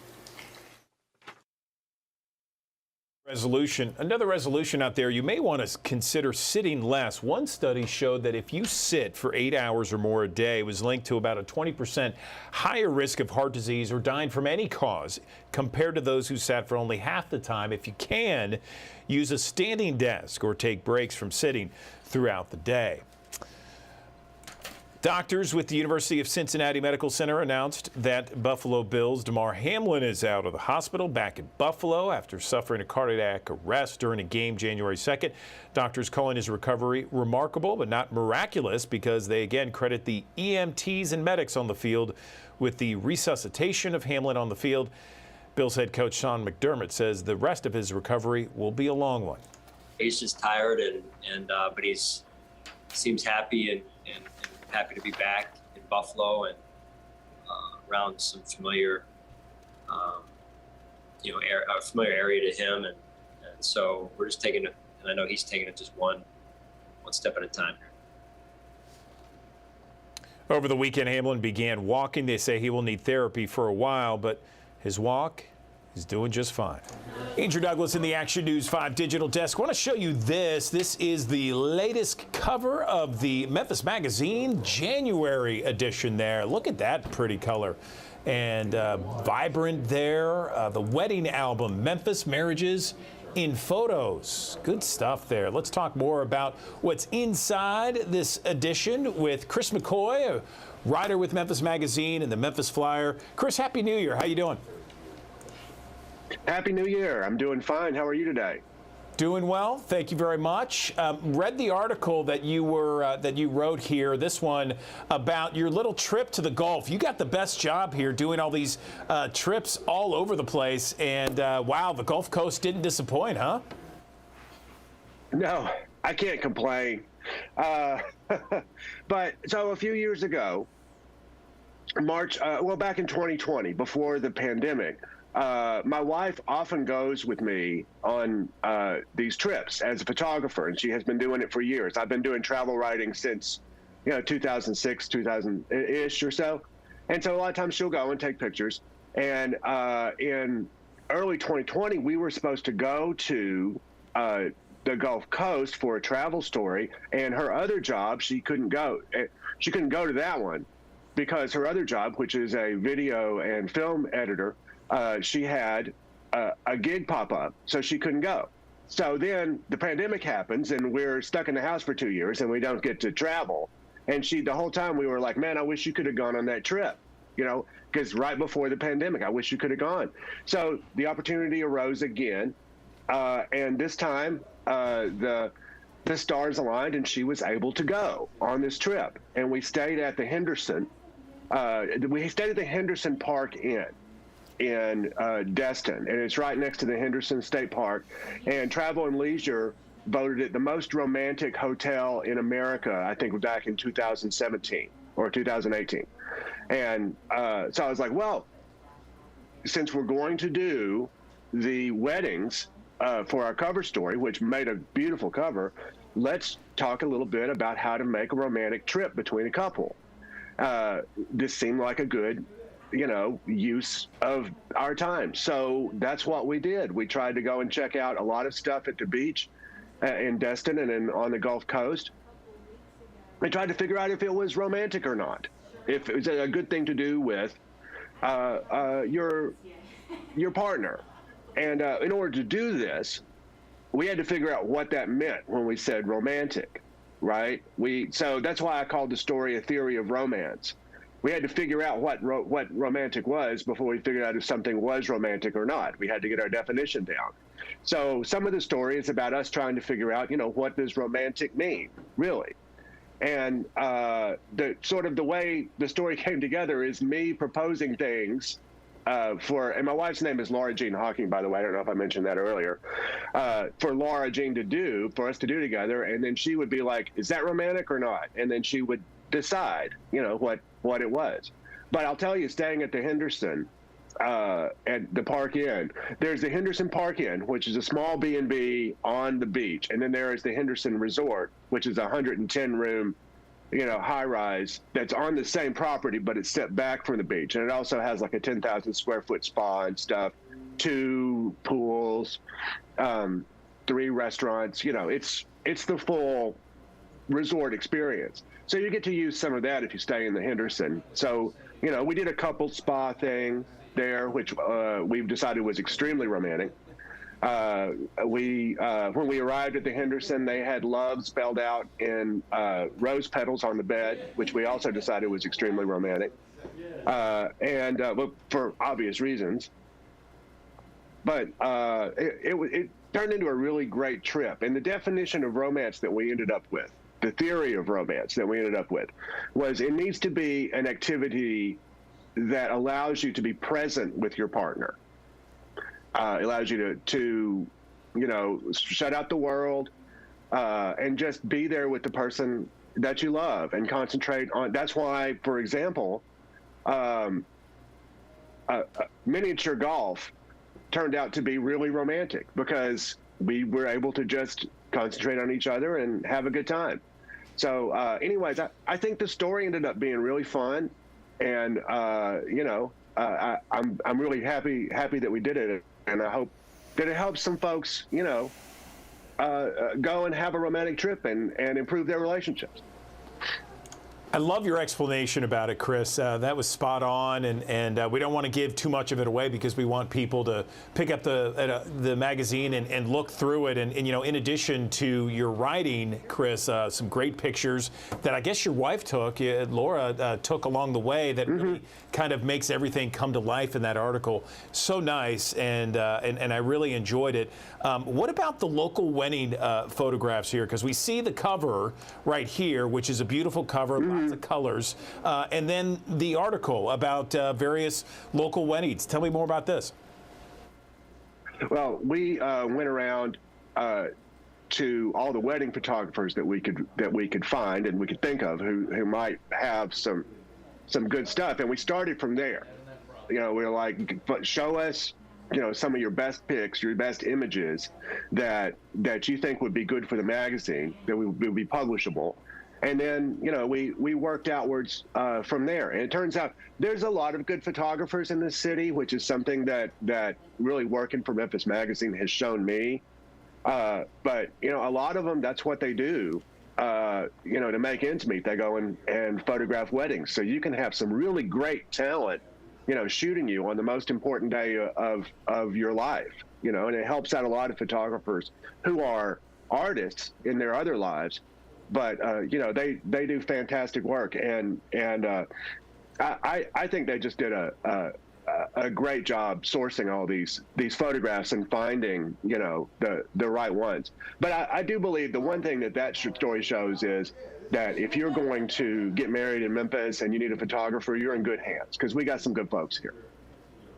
Absolutely, totally agree here. And again, this is all on the cover of the first issue of the year for Memphis Magazine. There you can see the wedding album, Memphis Marriages in photos there. Again, the January edition of Memphis Magazine. Before we let you go, Chris, anything else you want to mention? Hey, thank you for having me, and Happy New Year. We got some good stuff for the magazine coming up in the new year. I mentioned photography, and our February issue focuses on photographers. So you know, once you've devoured the January issue, that's what you have to look forward to. Well, I look forward to it. I can't wait to get it in the mail, my January edition. Look forward to each and every time it comes in the mail. Chris McCoy, we appreciate you spending time with us each and every time you do. Thanks for all the hard work. Much success to you in 2023. Appreciate it. Thank you. Same to you.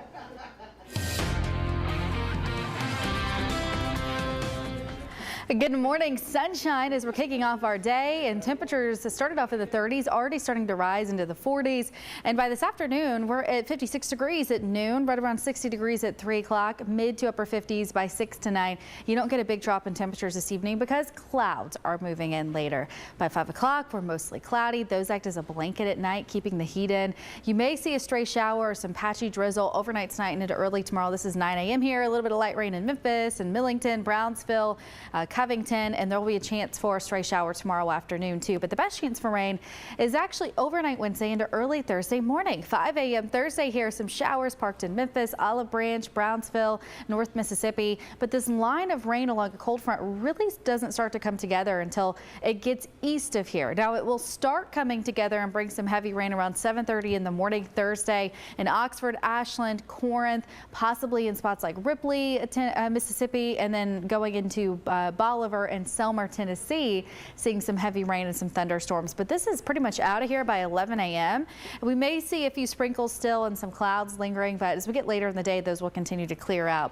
Greatest threat for severe weather, as I mentioned, is east of us. It will start to intensify once it gets towards Birmingham and moves in the Atlanta area. There will be a 2 out of 5 for the severe weather threat in those spots, but in our area, a 1 out of 5, and mostly for northeast Mississippi and West Tennessee in that spot I just showed you where the line starts to come together. But that means that severe weather is unlikely for that 1 out of 5. But you could still see some storms that ramp up and produce some gusty winds, some small hail, lightning. This isn't going to be a huge rainmaker for us, probably between 1/4 to a 1/2 inch for most of us, even a little less possibly over towards the Corinth area. It just depends on where that line sets up and where it drops some of the heaviest rain there in northeast Mississippi. After that moves out, we dry out for several days. So your first alert weekend forecast looks great. Some chilly mornings, but some mild afternoons. Once we get to Saturday, 47 degrees. That's cold, but Sunday's mild.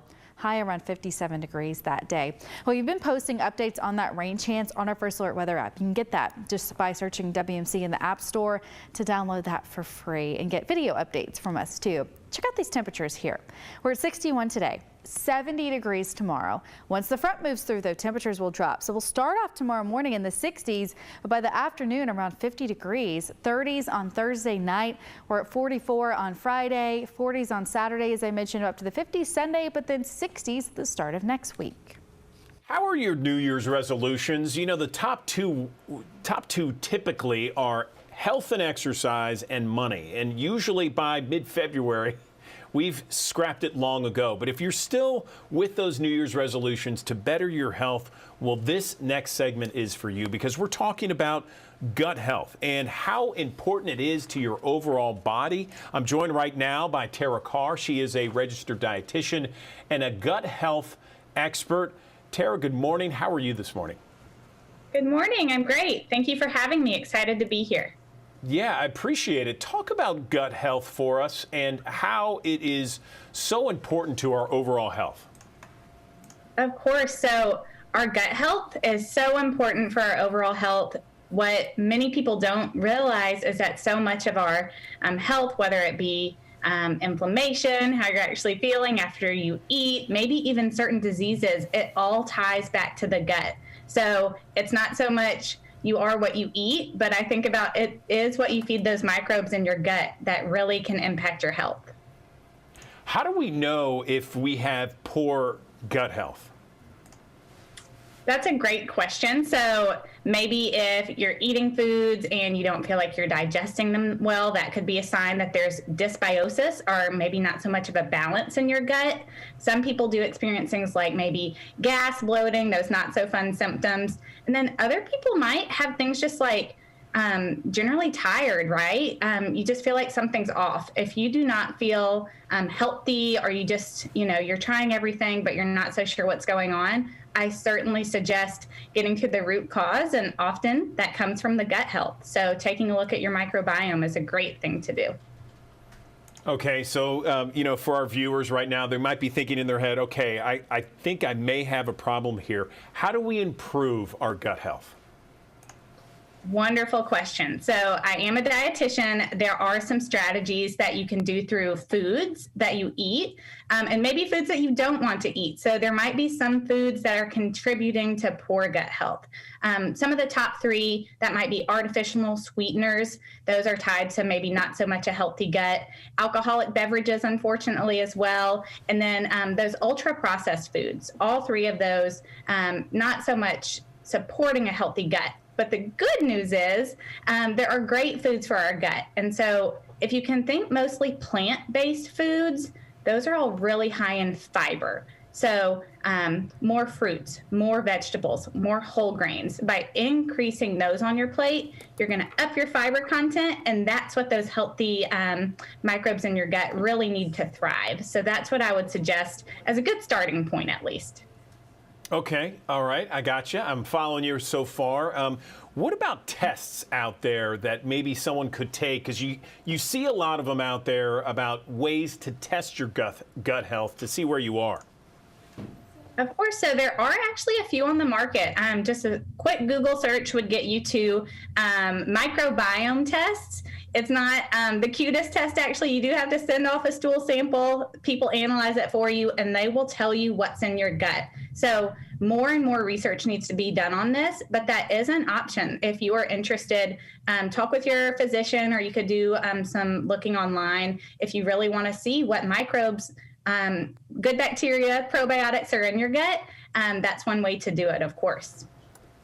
I was just thinking about asking you a question regarding supplements. You just mentioned probiotics. Are there supplements that you can take today that may help your gut health overall? Yes, so probiotics is an amazing thing that you can do for your health. Of course, as a dietitian, try that food. I think that's important regardless if you're going to take a probiotic or not. But there are some probiotics that are generally, most people want them in their guts. So for whatever reason, we age, right? We travel, we maybe don't eat in the ideal way all the time. Some of those beneficial bacteria, they leave the gut. And unfortunately, some of them aren't found in food. So the only way to get them back in is through probiotics. One of the newest ones that's got over like 1,000 research studies done recently is called Akkermansia.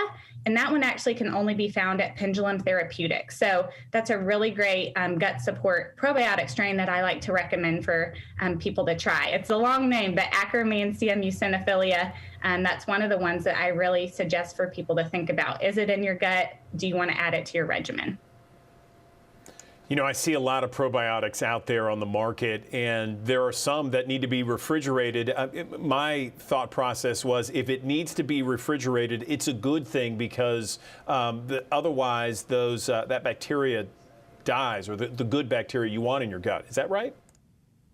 Okay, so this can be kind of confusing, and basically you and I, like, think about your thermostat. You have a preferred temperature. It might be different than my preferred temperature, right? So same with these bugs in our gut. Some of them actually do need to be refrigerated because that will help them live longer. And some are actually more stable at room temperature, just depending on how they're manufactured. So my best suggestion is find a company you can trust, and then ask your dietitian, ask your pharmacist, say, do you think this is an appropriate probiotic for me? Do we need to refrigerate this one or not? And of course, if you have a dietitian at your fingertips, we're always happy to be the expert there as well.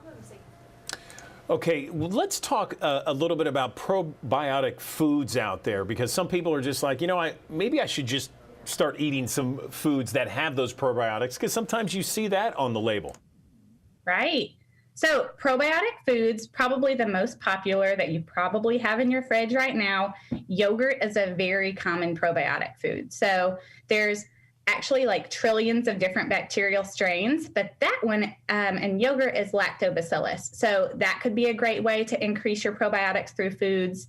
Anything fermented. So I have green olives in my fridge. I love to cook with things that are pickled.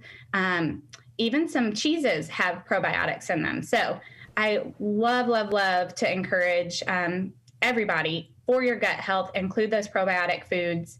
It can be a great thing to increase that diversity in your gut. Right, sauerkraut, kombucha, of course I hear all those things for probiotics, that sort of thing. All right, so let's say someone is there and they say, all right, I'm improving it today. I'm going to get the probiotics. I'm going to change how much I eat, what I eat. How long does it take to really improve your gut if you make these changes? So everybody's different, and that's not a fun answer, but it depends on where you're starting out, right? If you're at the state of just, dysbiosis, like your gut is really not in a healthy place, it might take a little bit longer. I suggest for most people, at least 3 months. You really want to get those good probiotics in there and then continue to nurture them. That's just kind of a general amount of time, about 3 months. You might just start to see some results. Some people are, of course, sooner, and then some people a little longer, but 3 months on average. Tara, is there anything else? You've been so informative. We really appreciate this interview. Anything else you want to mention before we let you go? Of course. So again, just to recap everything we talked about, if you have a funny feeling that something's off, could be your gut. So ways to kind of improve that, it's either going to be through foods or, of course, through supplementing with probiotics. Pendulum Life is a really wonderful company backed by science. We've got some great probiotics there. So definitely go to pendulumlife.com if you're interested in a really great probiotic. And happy New Year. Don't forget about your goals. As you mentioned earlier, it's not too late to get back to that healthy eating to improve your health. So true, Tara. Tara Carr, registered dietitian, gut health expert. We appreciate the knowledge. Thanks so very much. Of course. Thank you, guys. Have a wonderful day. Club. When I'm called all right, the Memphis Grizzlies, boy, they just keep on winning. It's 7 in a row last night after beating the Spurs without Ja Morant's second game, not in the lineup due to a thigh bruise. But wow, Tyus Jones, he was great. Backup point guard, starting. He had 24 points. He had Jaren Jackson Jr. He had 16 points, and then Desmond Bane, you just saw there, he had 15 points. The Grizz looking smooth. They took it to the Spurs, beat them 121-113. They will play the Spurs once again at home tomorrow night. Tip-off is at 7 o'clock. Did you see the national championship game last night? Wasn't really much of a game. It was close there in maybe the first quarter when it was 10-7, but Georgia ended up scoring 65 points, making it a 65-7 victory over TCU. TCU, an incredible season nonetheless, but Georgia winning their back-to-back national championship. First time that's happened since 2012 when Alabama did it there. Certainly an exciting time for Georgia fans. Georgia joins Alabama, Clemson, LSU, Florida, Ohio State, Florida State, and USC as the only programs to win multiple titles in the modern era. That is since 1998. And they're the sixth team from the SEC to win the championship in the last 8 years. One high school student in Wisconsin is hoping her football kicking skills will help her get through college, even after breaking barriers, proving herself. She's still working to be the best of the best. Colton Molesky has more. Mackenzie is kicking her way into college. Quintine is pursuing her passion for sports at the collegiate level, even if that means breaking a few stereotypes. I just loved it. Like, I enjoyed it. Marshall High School senior Mackenzie Shep finished the season a first-team all-conference player at kicker with 37 made field goals in the 2022 season. Tell me, how long have you been playing football? Since 8th grade in middle school. It's a passion Shep has followed through 2 schools and many challenges, going from Sun Prairie High to Marshall. I got bullied a lot, and I just didn't feel comfortable. It's been a journey, that's for sure. She's had a lot of ups and downs, a lot of struggles.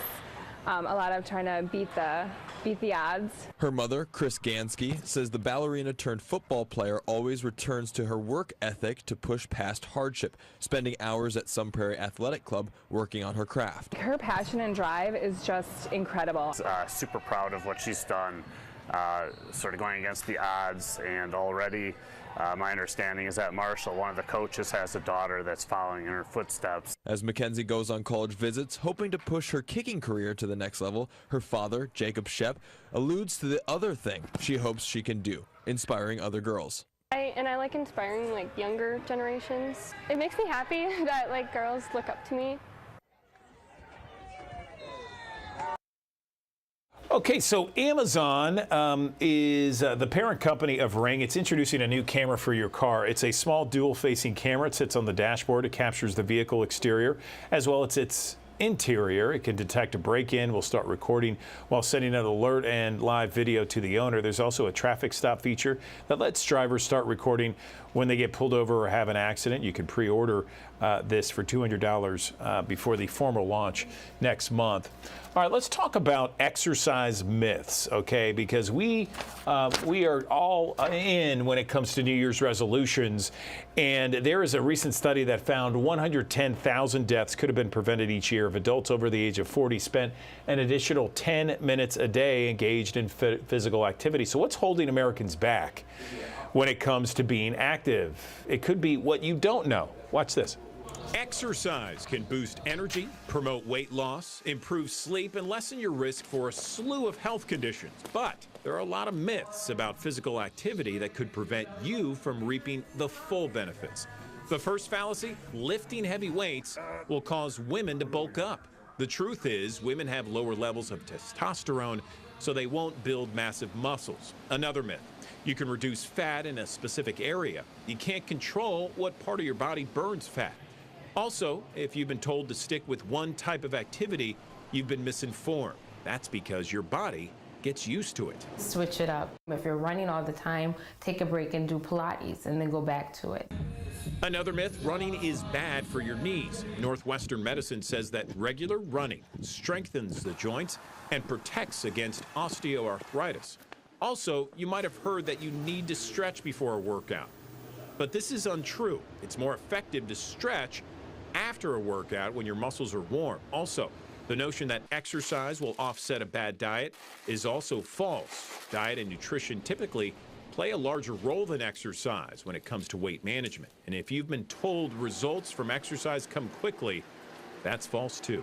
When you're involved in the gym, you're probably looking at 4 to 6 weeks before you should honestly begin to start to see some changes. Another common myth is that you have to sweat to have a good workout.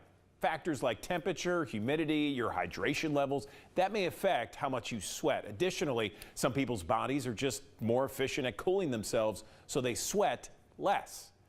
With ways to live your best life, I'm Andrew Douglas, Action News 5. Did you know that 64% of Americans typically abandon their New Year's resolution within the first month? That doesn't surprise me at all. And you know what's at the top of the list typically? It has to deal with getting in shape, and it also has to deal with your financial shape. You got to get in your financial shape. And so many people just abandon this after that first month. Well, it's time to get back on track when it comes to your finances. And here to help us out is the founder of the Fiscal Femme. We are joined now by Ashley Feinstein-Gerstley. Thank you for joining us, Ashley. How are you? Good. Thank you so much for having me. No, I appreciate it. So let's talk about the number one tip to getting our budgets back on track. It is February. It's mid-February. Maybe some people have lost track of their New Year's resolutions. How do we get it back on track, Ashley? My number one tip is to purge expenses that you won't miss or aren't using. And to clean up the finances, look at what you spent so far this year. Are there subscriptions that you aren't using or completely forgot about? Or maybe there are expenses that aren't adding much value or happiness to your life. We want to let go of those expenses first. Always good advice, you know? I mean, it's like we have to pay off all of our bills from the holiday season, and it's like, oh, we need a way to get back on track. There are a lot of tools out there to make sure that we're spending properly, that our spending is in order. Are there any that you would recommend, Ashley? Just like you said with the holidays, sometimes we need some time to pay things off. So we want to make our finances flexible. I've partnered with a firm and I recommend them because they offer a transparent way to pay over time on your own schedule on anything from last minute travel expenses, home essentials, electronics, and even car repair without the hidden fees or compound interest that you might find with credit cards. Good advice there. And, you know, I've heard this before that people like a high credit score. In fact, they find it sexy if your finances are in order. And we saw this in a new survey out that financial stability is sexy. Tell me more. Yes, if you needed one more reason to stick with your money resolutions, financial stability is sexy. A recent survey from a firm showed that consumers are prioritizing finances in their relationship. And actually the majority, 3 out of 4, say that financial stability is a turn on. So if you are looking for love or looking to rekindle some love, you want to get that budget in order. And a great way to do that is to surround yourself by friends, family, loved ones who will help you and support you in your money goals. You know, I remember hearing something a few years ago when there was, you know, Match.com and all these online dating apps. They talked about, well, what is your credit score? And I thought that was kind of funny and foolish, but in actuality, there's a lot of truth to that. You know, what is your financial stability? That's interesting how it is. What about any other final advice that we haven't hit on yet? We want to simplify, simplify, simplify. So the easier it is to keep our finances in order, the easier it is to stay on track. And a great place to start is with our accounts. Do you have extra savings accounts, checking accounts, or have you been meaning to roll over a company 401k? We want to consolidate and simplify. And we can also do that with our budget. So the fewer categories we have, the easier it is to track and maintain. And we can always add details later. And another final tip is to make our spending intentional. Every time we spend money, we have the opportunity to vote for more of the world we want to see and to align our spending with our values. And that might mean switch a recurring expense over to a BIPOC or woman-owned business, or to purchase goods from a company working to be more sustainable.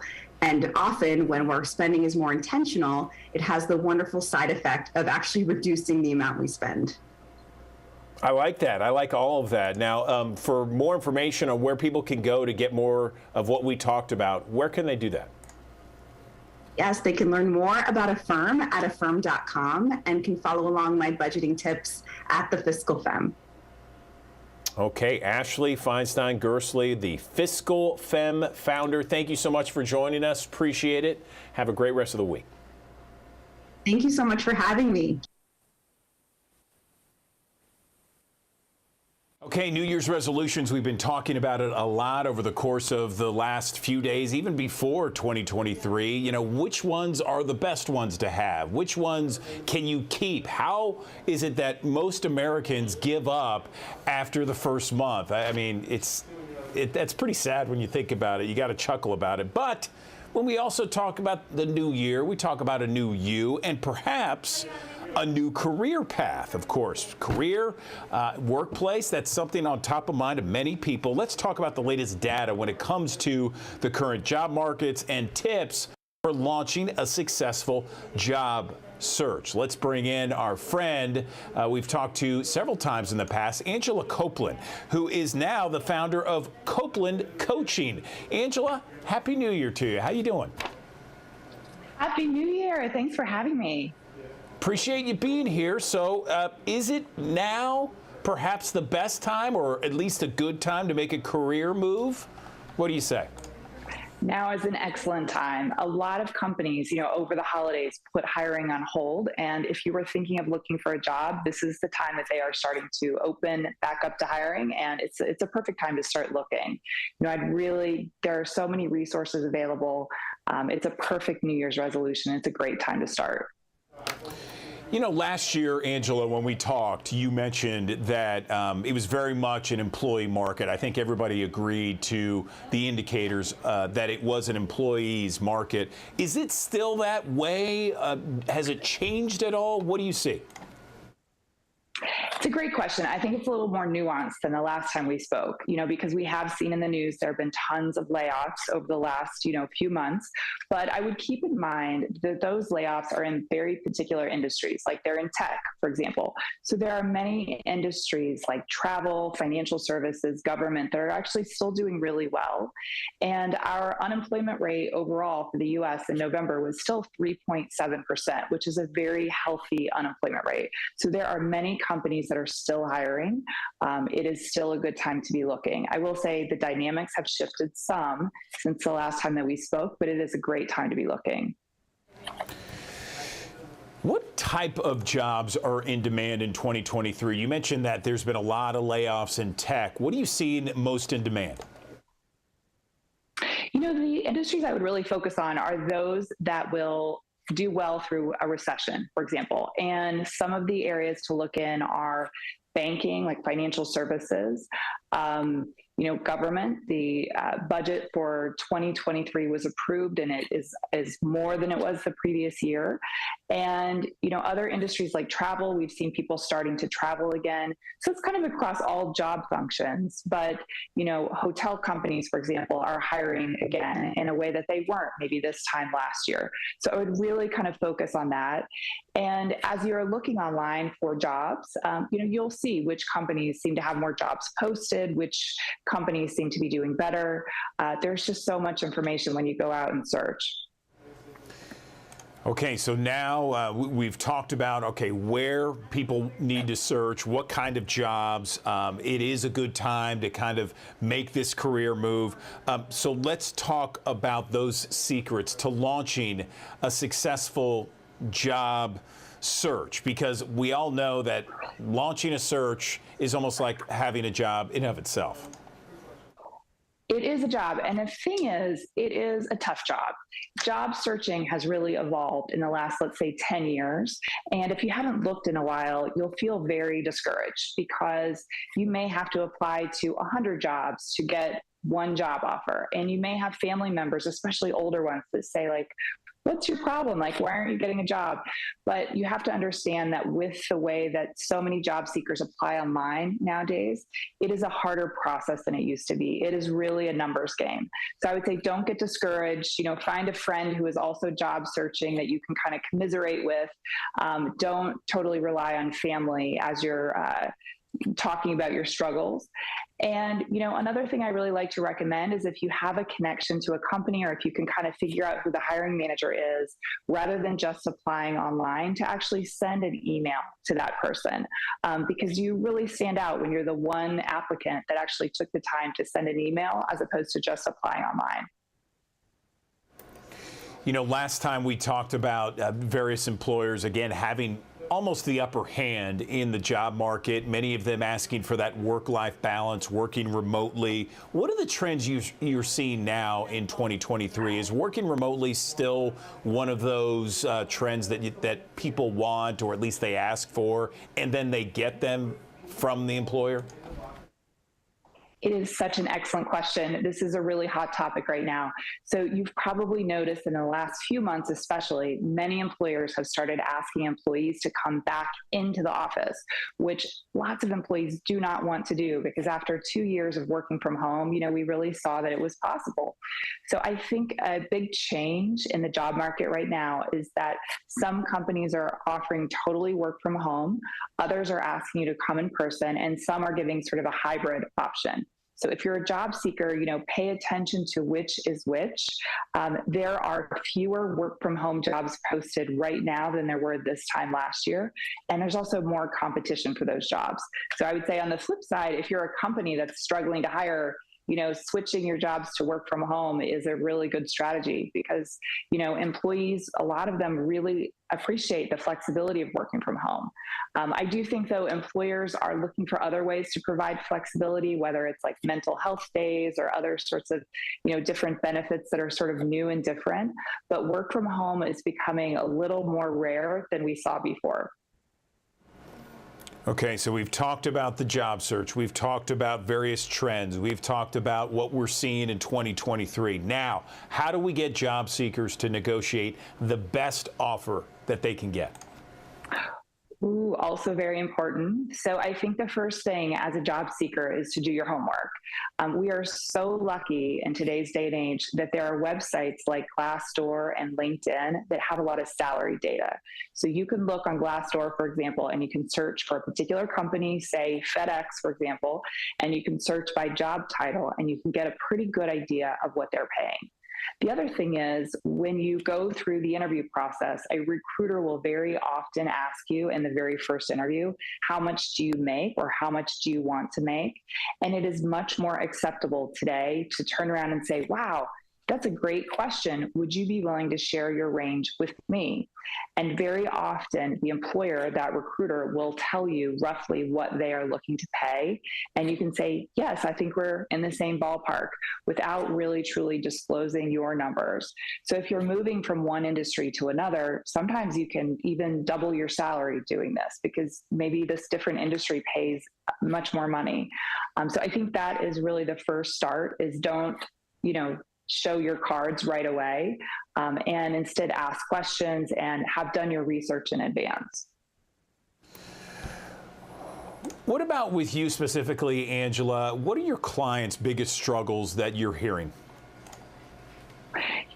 The biggest struggle, I think, is really the way job searching feels now.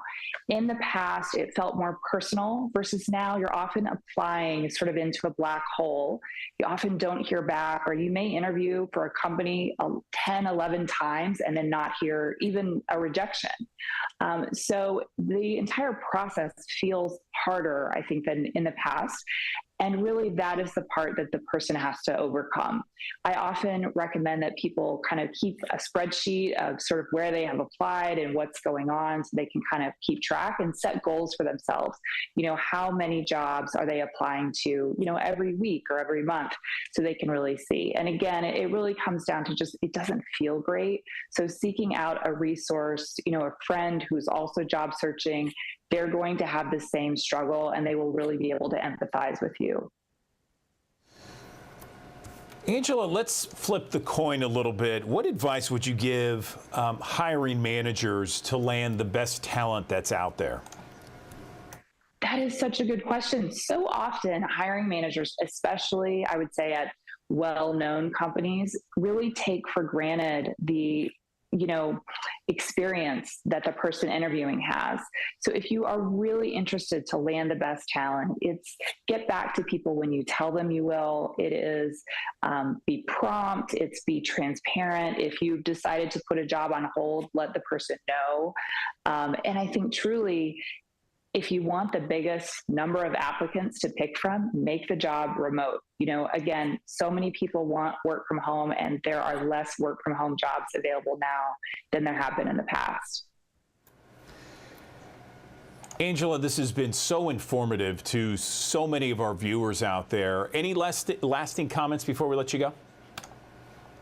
No, I would just say, really get started now. This is the perfect time. Employers really are hiring. Don't buy into the hype that everyone is being laid off because they're not. Get going and expect it to take, 2 or 3 months and just kind of prepare yourself for that. All right. She is the founder of Copeland Coaching. She knows the insight, the market trends, and has great advice if you're looking for a new career and a new job search. Angela Copeland, we always appreciate the insight. Thanks very much. Thank you.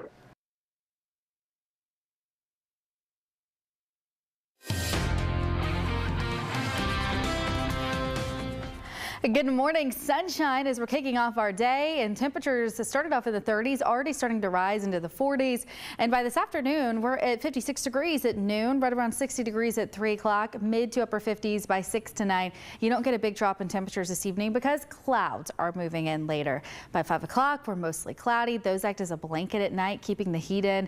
You may see a stray shower or some patchy drizzle overnight tonight and into early tomorrow. This is 9 a.m. here. A little bit of light rain in Memphis and Millington, Brownsville, Covington, and there will be a chance for a stray shower tomorrow afternoon too. But the best chance for rain is actually overnight Wednesday into early Thursday morning. 5 a.m. Thursday here, some showers parked in Memphis, Olive Branch, Brownsville, North Mississippi. But this line of rain along a cold front really doesn't start to come together until it gets east of here. Now it will start coming together and bring some heavy rain around 7:30 in the morning Thursday in Oxford, Ashland, Corinth, possibly in spots like Ripley, Mississippi, and then going into Bolivar and Selmer, Tennessee, seeing some heavy rain and some thunderstorms. But this is pretty much out of here by 11 a.m.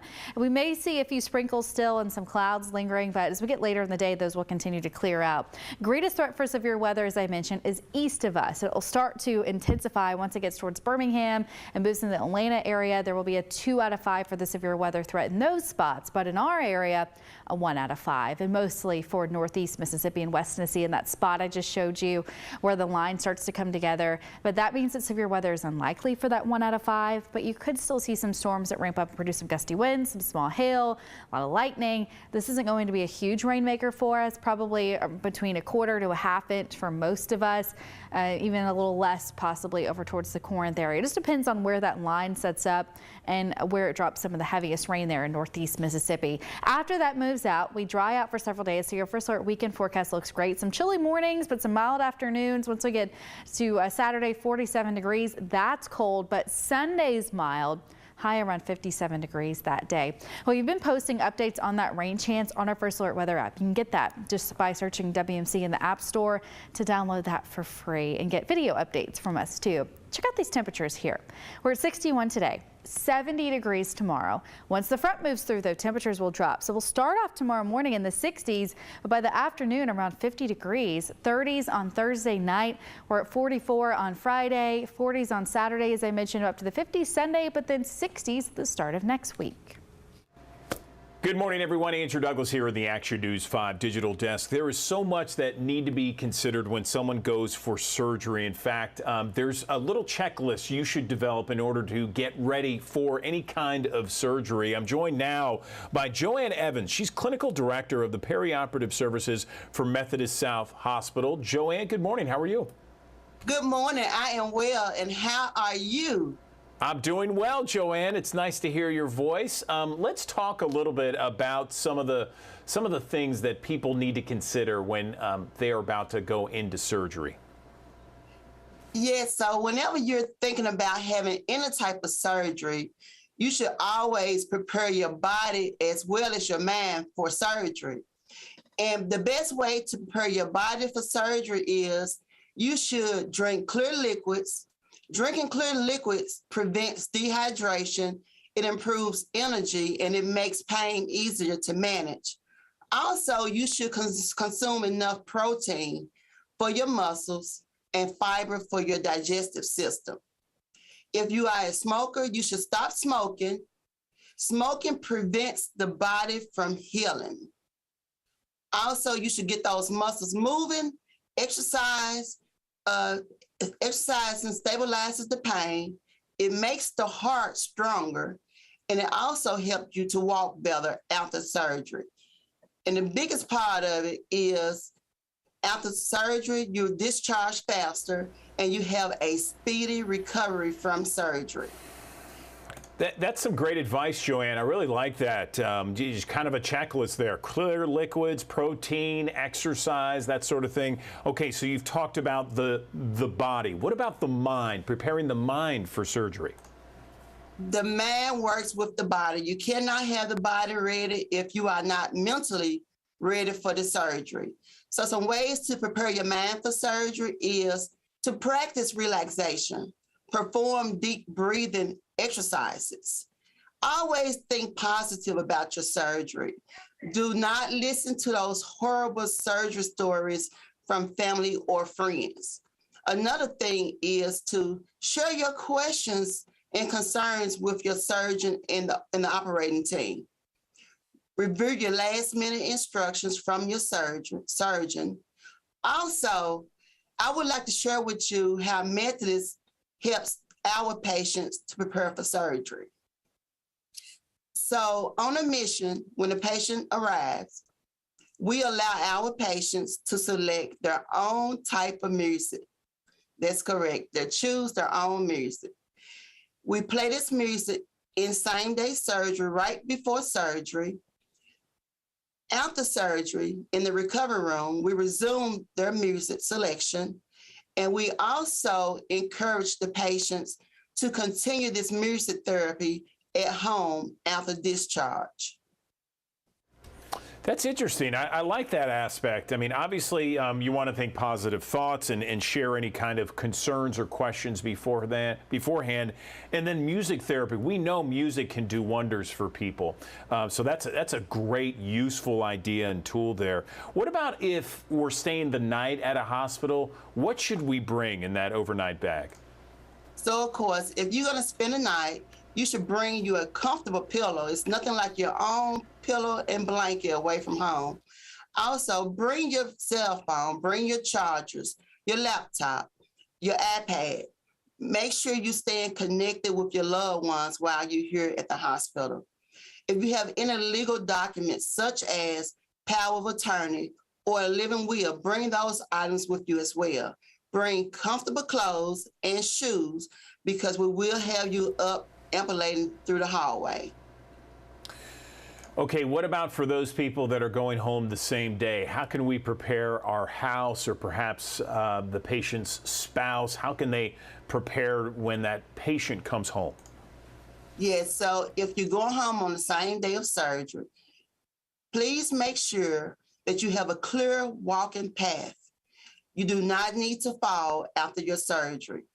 Also, have items within reach. You should have a bedside table where if you need your charger, your medication, your pill bottles, your water, it should all be within reach of you. Also, make sure your home is free of any dust, germs, or bacteria.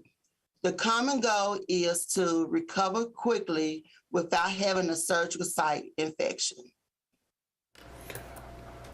My understanding is that you had a lunch and learn with this specific topic in mind.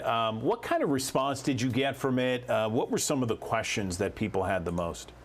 So, the music therapy was the biggest hit. Some of the people wanted to know, how did it work? How was the music played, the selection? Another question I had was about the body weight, the BMI. You know, if your BMI is greater than 30, healing and recovery kind of slows down because of the obesity.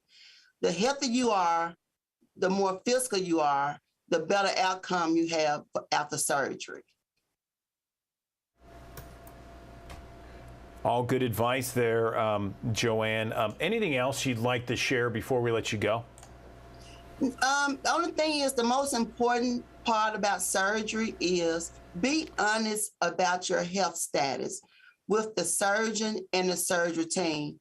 We need to know everything about your body before you have your surgery.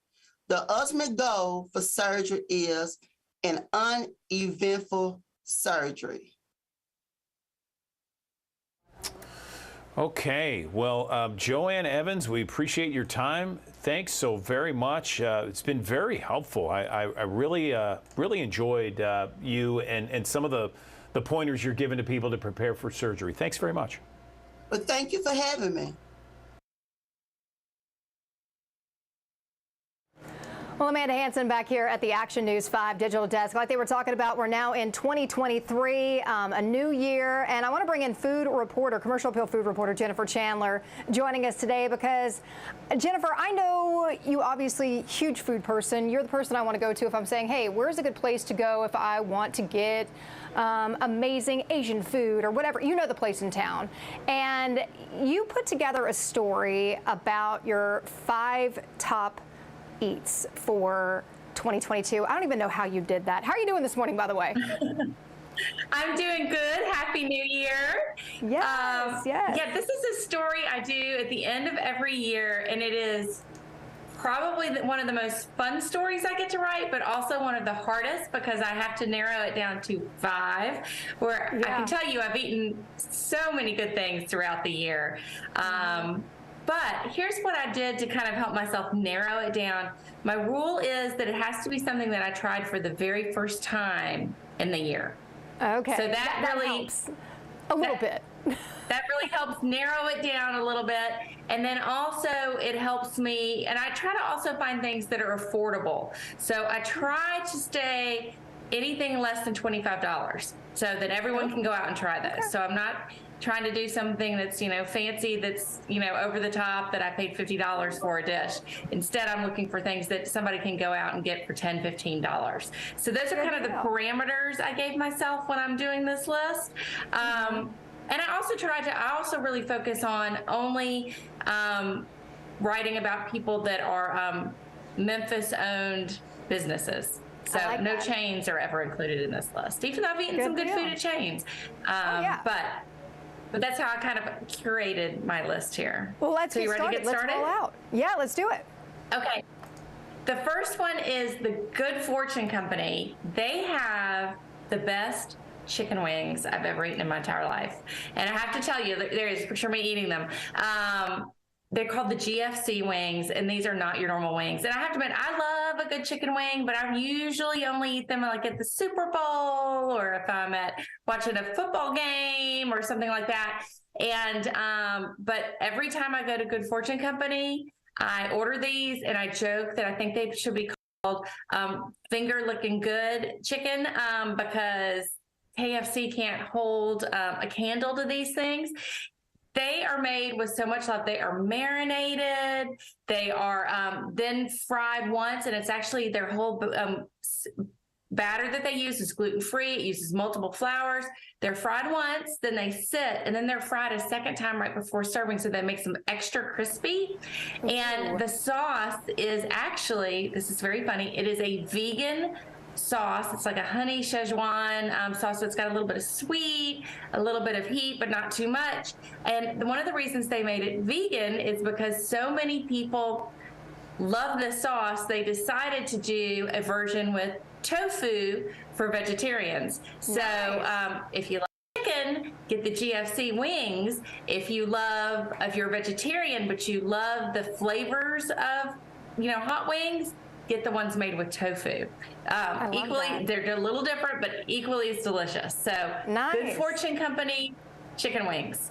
Hey, I want to ask though, what is this beverage that you have here? It looks delicious and it looks different. So I want to hear more about that too. Well, yeah, so one of the things I love about Good Fortune Company, it is a tiny little place downtown on South Main, but they make everything from scratch. And as I said, they give all that love just to making a chicken wing. They make all their dumplings from scratch, all the noodles for their ramen bowls, noodle bowls from scratch.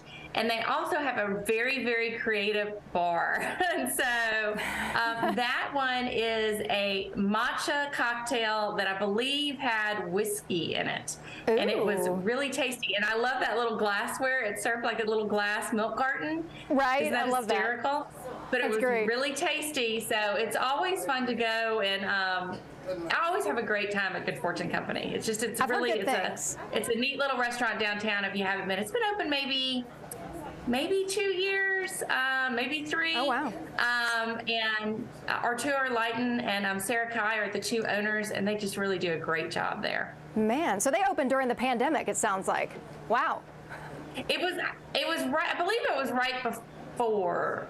Literally right before. They were one of those restaurants that have been open maybe a month. Okay.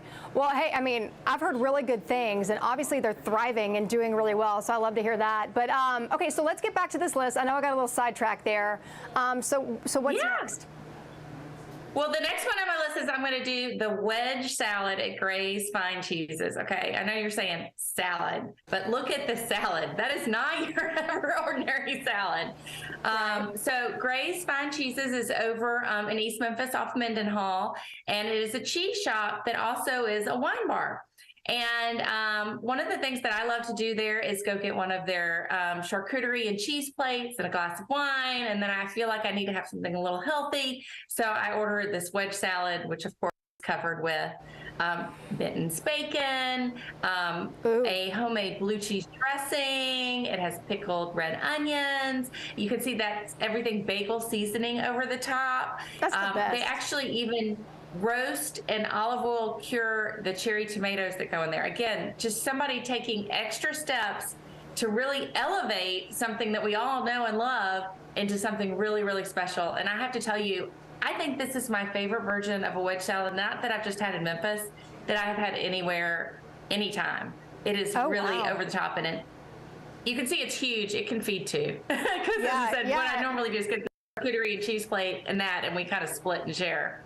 Right. And see, when I was first looking at your list, and I was like, wait, a wedge salad? And then I start reading the details, and you look at it here, and I mean, the bacon, I mean, it's loaded with bacon. I'm a girl that loves some blue cheese. And then those pickled onions.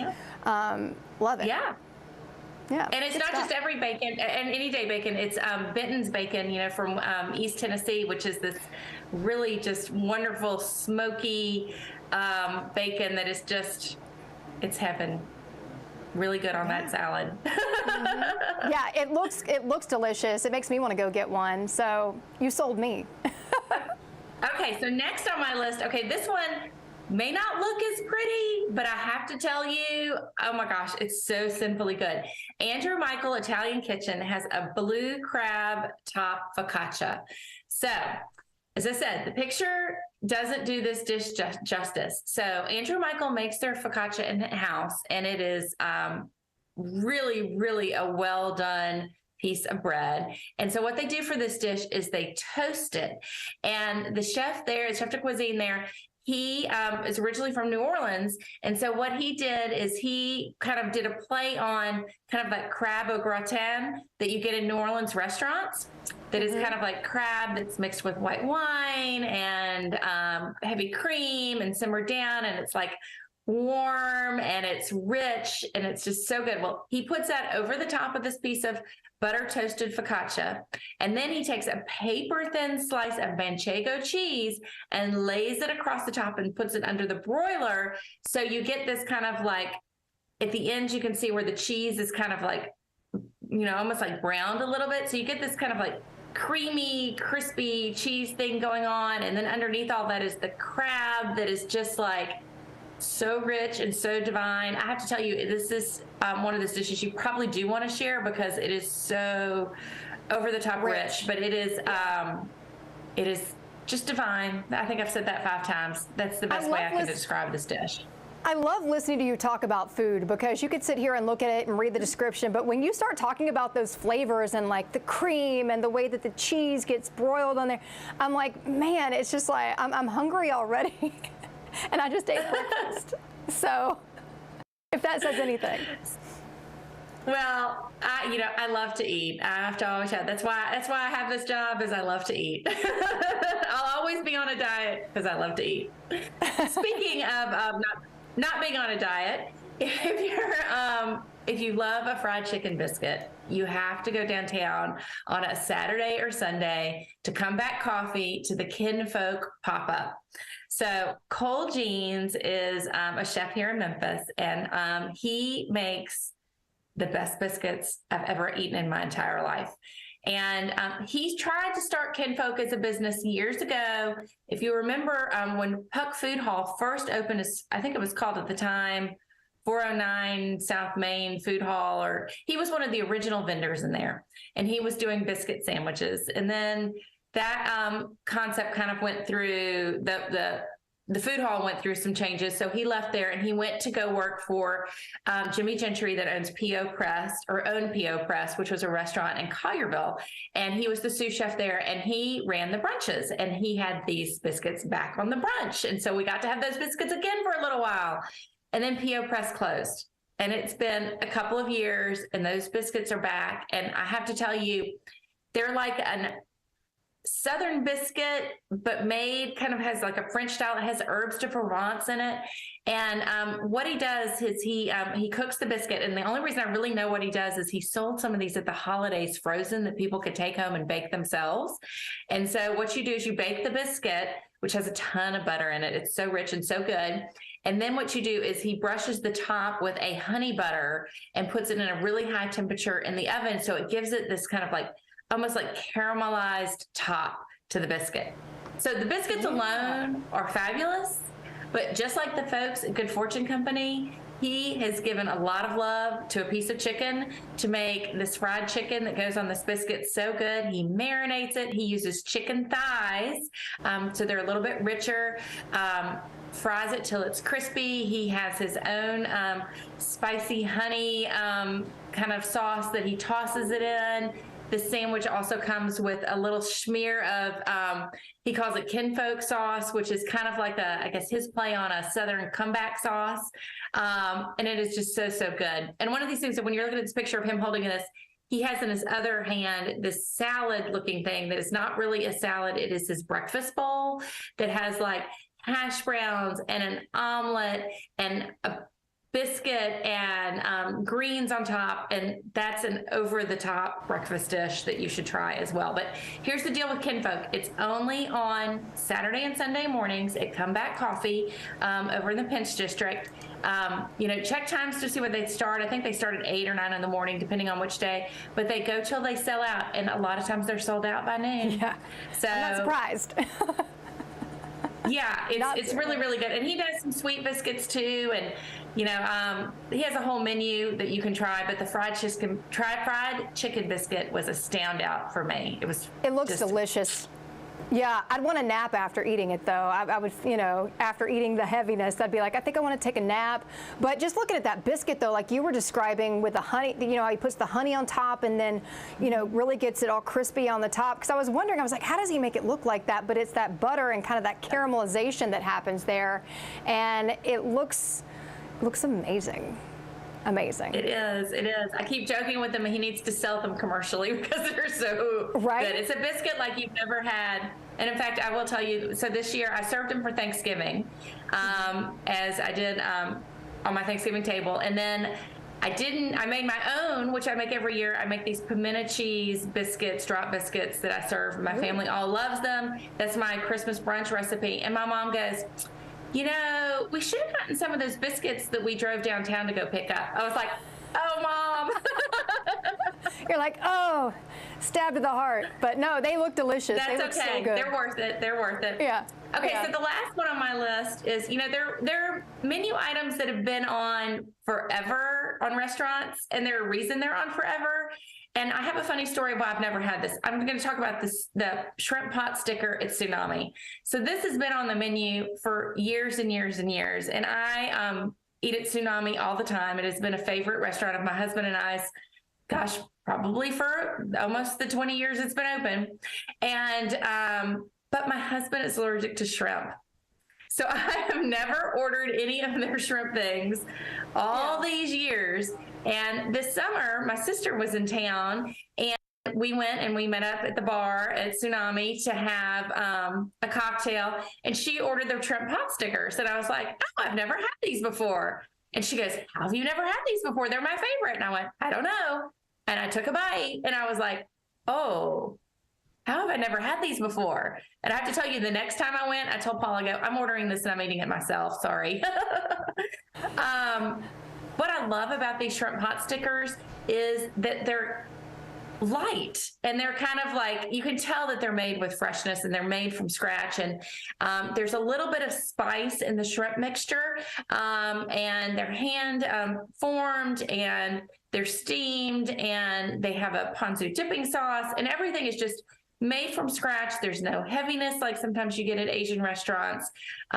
They're just a really nice starter, or in the case I've done once or twice now since I've had them, is they've been my main course when I've gone in. They're really, really, really good. And here's one, it's one of those dishes too that Ben Smith, who's the owner at Tsunami, says that he cannot take off the menu because he knows that people would be all upset with them. But they actually ended up on the menu as a fluke He always loved pot stickers and dumplings, and he had done some special dinner and he had leftover shrimp, and they used to have a pork version on the menu. And so he experimented one day with the shrimp ones, and everyone loved them so much they stuck. And I mean, that's been over a decade. And he said he knows that if he took them off the menu, everyone would be upset. Yeah, they'd say forget about. They'd be demanding it back, petitioning to have those back on the menu. I don't know how you did it, but you dwindled it down to 5 bites that all look delicious. And by the way, did you have a good New Year's? How was it?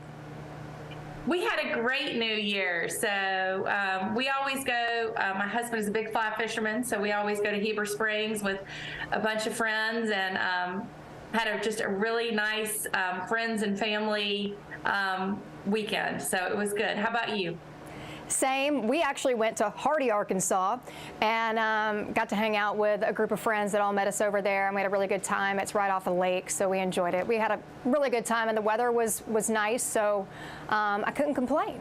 Couldn't complain at all. So yeah, it was good. It was good. So if people, awesome. I'm sorry. Hey, I have a request for anyone that wants to give me any suggestions of things I need to try this year in 2023, so they can be on this list next year. Yeah, absolutely. I'm sure you're going to get all kinds of suggestions because there's so many options here in town. But people that were maybe watching, they were like, man, my mouth's watering. I want to make sure I know where to go to get these. This story is on commercialappeal.com, correct? It is commercialappeal.com/food. All of my stories are always there. So definitely check it out. Awesome. Well, Jennifer, love having you on as always, and we'll see you next time, all right? Happy New Year. See ya. Happy New Year.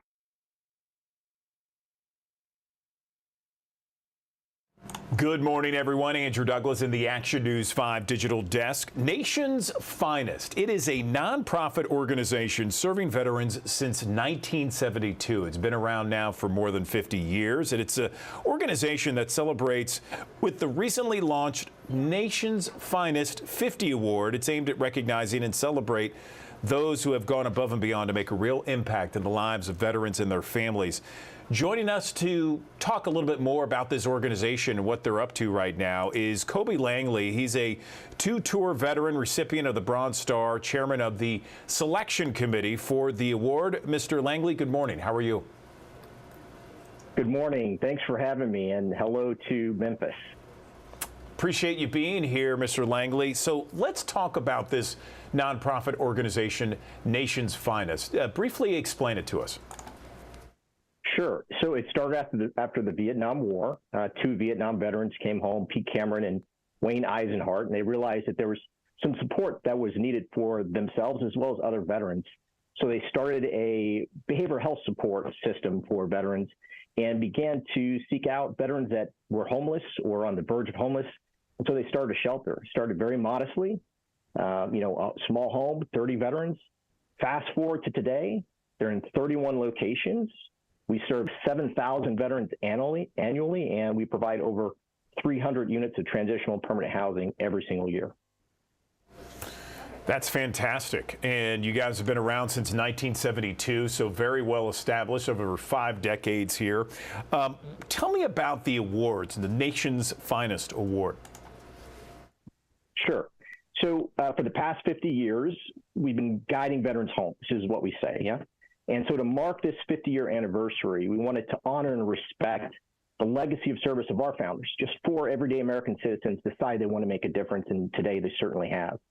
So we're looking for 50 other veterans who over the past 50 years have done amazing things in support of our veteran military family community, and we want to celebrate them together. So there's plenty of people that fit that description. Many Tennesseans, I think of people like Lieutenant General Frank Andrews, Andrews Air Force Base, right? Founder of the B-17 bomber out there in Tennessee. Individuals like this, you started the Air Force, basically. Other organizations and individuals that might be grassroots, but they've had a critical impact in providing supportive services to the most vulnerable of our veteran military family community. Who can be nominated, Mr. Langley? Is it anybody? Does it have to be a certain person from a certain demographic? No, ideally we would like to see representation from the past 50 years, just to celebrate the legacy of service of our 50-year anniversary. But we have nominees right now on the website that range from well-known artists like Tom Hanks to philanthropists like Mackenzie Scott, who co-founded Amazon. We have small veteran-run organizations like an organization run by Rick Ritter, who started an organic program to help healthy and foods for veterans. But you can see a full list on the gallery at nationsfinest.org, and anybody can nominate and anybody can be considered. Let's talk about where people can go for more information, maybe perhaps a way to nominate people in the future. Absolutely. The easiest way to reach us for a nomination is to visit nationsfinest.org. On nationsfinest.org, you'll see a little bit about the organization, but you will also see at the very top our 50 for 50 campaign that will help nominate these amazing Americans that have helped contribute to the health and wellness of our veteran military family community. Nationsfinest.org, that's the place to sign up your hero that you believe has made an exceptional contribution to our community. Well, Colby Langley, we really appreciate you and what your organization does for so many veterans all across the country. Thanks very much for explaining it to us and our viewers and where they can go for more information and for nominations. Enjoy the rest of the day. Thanks so much, and thanks, WMC.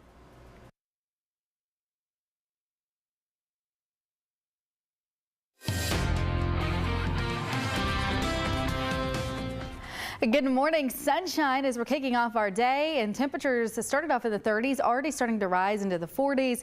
And by this afternoon, we're at 56 degrees at noon, right around 60 degrees at 3 o'clock, mid to upper 50s by 6 to 9. You don't get a big drop in temperatures this evening because clouds are moving in later. By 5 o'clock, we're mostly cloudy. Those act as a blanket at night, keeping the heat in.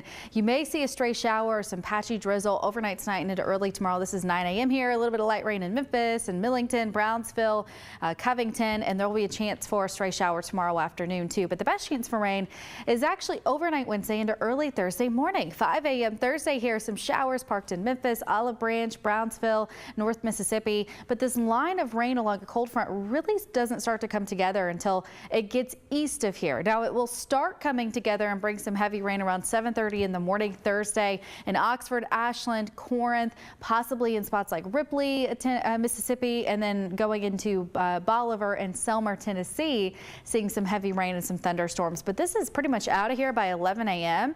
We may see a few sprinkles still and some clouds lingering, but as we get later in the day, those will continue to clear out. Greatest threat for severe weather, as I mentioned, is east of us. It will start to intensify once it gets towards Birmingham and moves in the Atlanta area. There will be a 2 out of 5 for the severe weather threat in those spots, but in our area, a 1 out of 5, and mostly for northeast Mississippi and West Tennessee in that spot I just showed you where the line starts to come together. But that means that severe weather is unlikely for that 1 out of 5, but you could still see some storms that ramp up and produce some gusty winds, some small hail, a lot of lightning. This isn't going to be a huge rainmaker for us, probably between 1/4 to 1/2 inch for most of us, even a little less possibly over towards the Corinth area. It just depends on where that line sets up and where it drops some of the heaviest rain there in northeast Mississippi. After that moves out, we dry out for several days. So your first alert weekend forecast looks great. Some chilly mornings, but some mild afternoons. Once we get to Saturday, 47 degrees. That's cold, but Sunday's mild.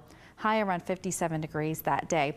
Well, you've been posting updates on that rain chance on our First Alert Weather app. You can get that just by searching WMC in the App Store to download that for free and get video updates from us too. Check out these temperatures here.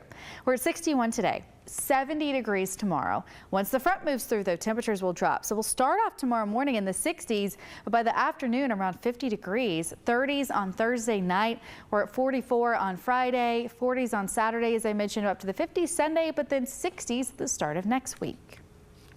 Andrew Douglas in the Action News 5 digital desk. We are talking about Volunteer Memphis MLK Days of Service, and we want to bring in and figure out what Baptist Healthcare and their involvement in Volunteer Memphis MLK Days of Service. What better person to talk to than Dr. Keith Norman?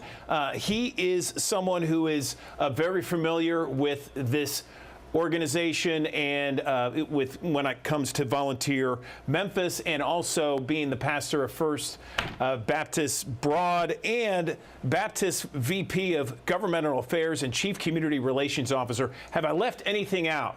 Dr. Norman? No, just a person who loves Memphis and loves to serve. Excellent, sir. So let's talk about it. Let's talk about Baptist's role in Volunteer Memphis MLK Days of Service. Good morning. Sure. Good morning, and thank you for this opportunity. Well, Baptist is excited again to be really one of the host sponsors, one of the lead sponsors for this event, because service and serving the Memphis community and the Mid-South is really something that we love to do. MLK Days of Service will kick off, and it's already kicked off for us because we've engaged over 19,000 employees across the Mid-South area, not just here in the city of Memphis, but in our outlets and other states across the Mid-South, to really roll up their sleeves and to go to work on behalf of their communities by providing service in so many different ways beyond just what comes into our hospital doors. Exactly. And so we're looking at some video now of Volunteer Memphis and really kind of asking everyone between January 12th and 16th to search, choose, and volunteer. Give me some ideas of what some of the employees at Baptist are planning to do. Well, our major effort will be that we will collect disposable diapers and wipes at all of our Memphis Metro locations starting January 13th for Leadership Memphis. And we're going to distribute them in areas where they're needed most. At the Hollywood Community Center, at 1560 North Hollywood, and then at the NAACP office, we have a partnership and a program going there called My Baby for Me. And then the Orange Mound Community Center, we're actually going to have our Baptist Women's Mobile Mammography Unit there to give free breast cancer screenings for those women who need it. We realize that oftentimes these services and the people who need these services the most can't always get to them. You know, Dr. King said one of the forms of inequality that is most shocking is when healthcare is not adequately provided for people. So Baptist chooses to really get out into the streets and take our healthcare model into those communities, because we realize that there are just some people from the health disparities that we see that some people just can't get adequate healthcare. So we want to get those services to the people. Why is it so important for Baptists to be involved in this and almost, take almost a leadership role in getting people to volunteer? Loving and caring is a part of our mission. Our mission is built on the threefold mission of Jesus Christ, which is preaching, teaching, and healing.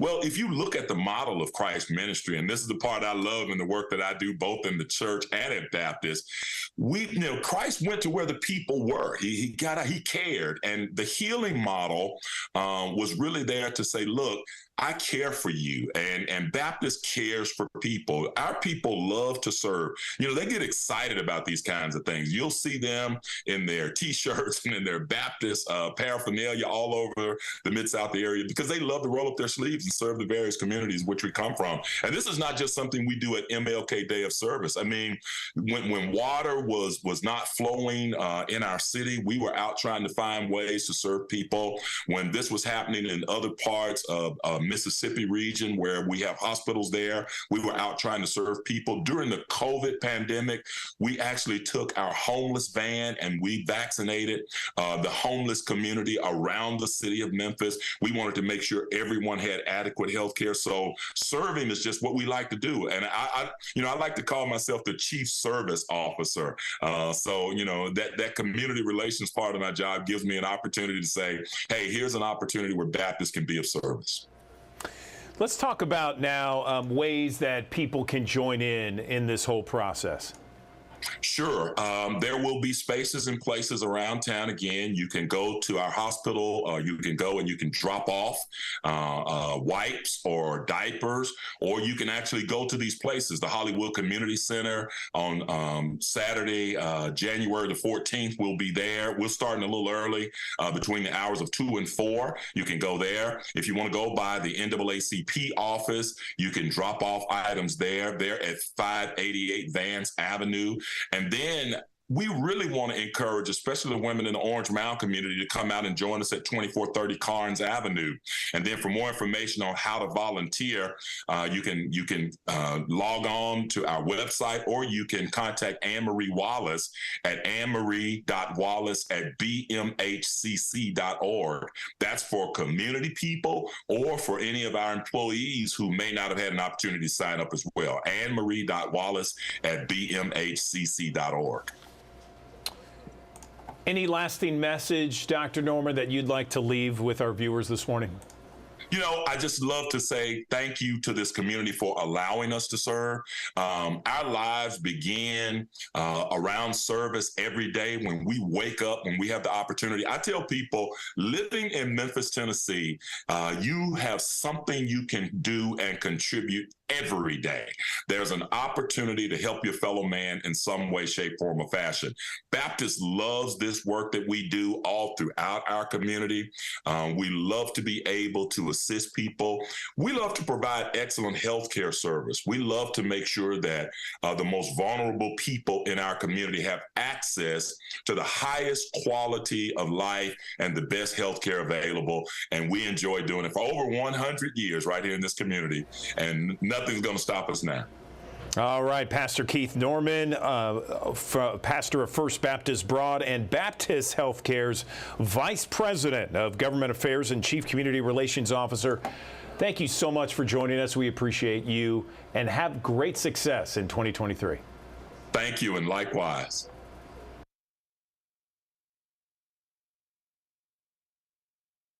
Okay, Andrew Douglas back here in the Action News 5 digital desk. Would it surprise you that only 1/3 of teens say their family regularly talks about investing? It doesn't surprise me. I'm a father of 2 teenagers, and I'm always wondering why the school system does not talk about investing more often.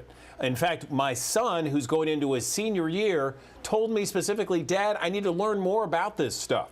So let's talk about teens and investing right now. It's a very important issue. I'm joined now by John Boroff. He's the VP of Youth Investing with Fidelity Investments. Good morning, John. How are you? Doing well. Thanks for having me. Yeah, you know, so I'm trying to figure this out. Why do we not talk about investing with our teenagers, not only in the classroom, but outside of the classroom as well? It just seems like something we don't talk about. There's so many other things that we talk about other than investing, which is so important and certainly a life skill. Yeah, money conversations can be difficult for a lot of different reasons. But when it comes to parents talking to their teens, it can be things like, you know, parents don't want to burden their teens with too much information, especially if they've had any sort of financial difficulty. Or it could be that parents aren't fully confident in their own skill set and their ability to pass on good money habits. It's one of the reasons that at Fidelity Investments, we've focused so much attention on creating educational materials that are specifically designed for teens and their parents. And it's also why last year when we launched the Fidelity Youth Account, which is a saving, spending, and investing account for teens, we made sure that parents had the ability to monitor activity in the account. And what that does is that anytime something happens in the account, it's another opportunity for a family conversation around money. And we've seen again and again that when families are talking about money, they have better outcomes and more confidence. Where do you begin? So let's say our viewers are watching right now and they're like, hey, you know what? I want to get things going with my teen or my preteen, what have you. What would you recommend in terms of beginning that conversation and actually beginning investing? Yeah, it's really important to start that conversation, and it can be hard. But something to remember is that it's not important that you know everything. It can be a really interesting exercise to go through with your teen and learn together. A great place to start is by talking about their goals. So, you know, whether it's a short-term goal like saving for a pair of shoes or something a little further out like saving for a first vehicle, figure out what the goals are, come up with a plan to achieve them, and then monitor your progress against that plan. And that's where something like the Fidelity Youth Account can come into play as well. It's a great place to access educational materials, talk about what you've learned and how you're going to put it to use, whether that be researching investment options or just looking at debit card transactions and coming up with a smart spending plan, or actually taking the step and going ahead and starting to purchase securities. For a limited time, if you find that something like the Fidelity Youth Account is right for you, your team might be eligible for a $50 deposit from Fidelity Investments to get started. And there are some conditions that apply, but there are no fees or costs associated with the account for you or your team. That sounds fantastic. Let's talk a little bit about the gender gap here, because we've talked about it here on the Digital Desk that sometimes boys are more apt to be investing a little bit earlier than girls. Where do you stand on this, and how do we fix it?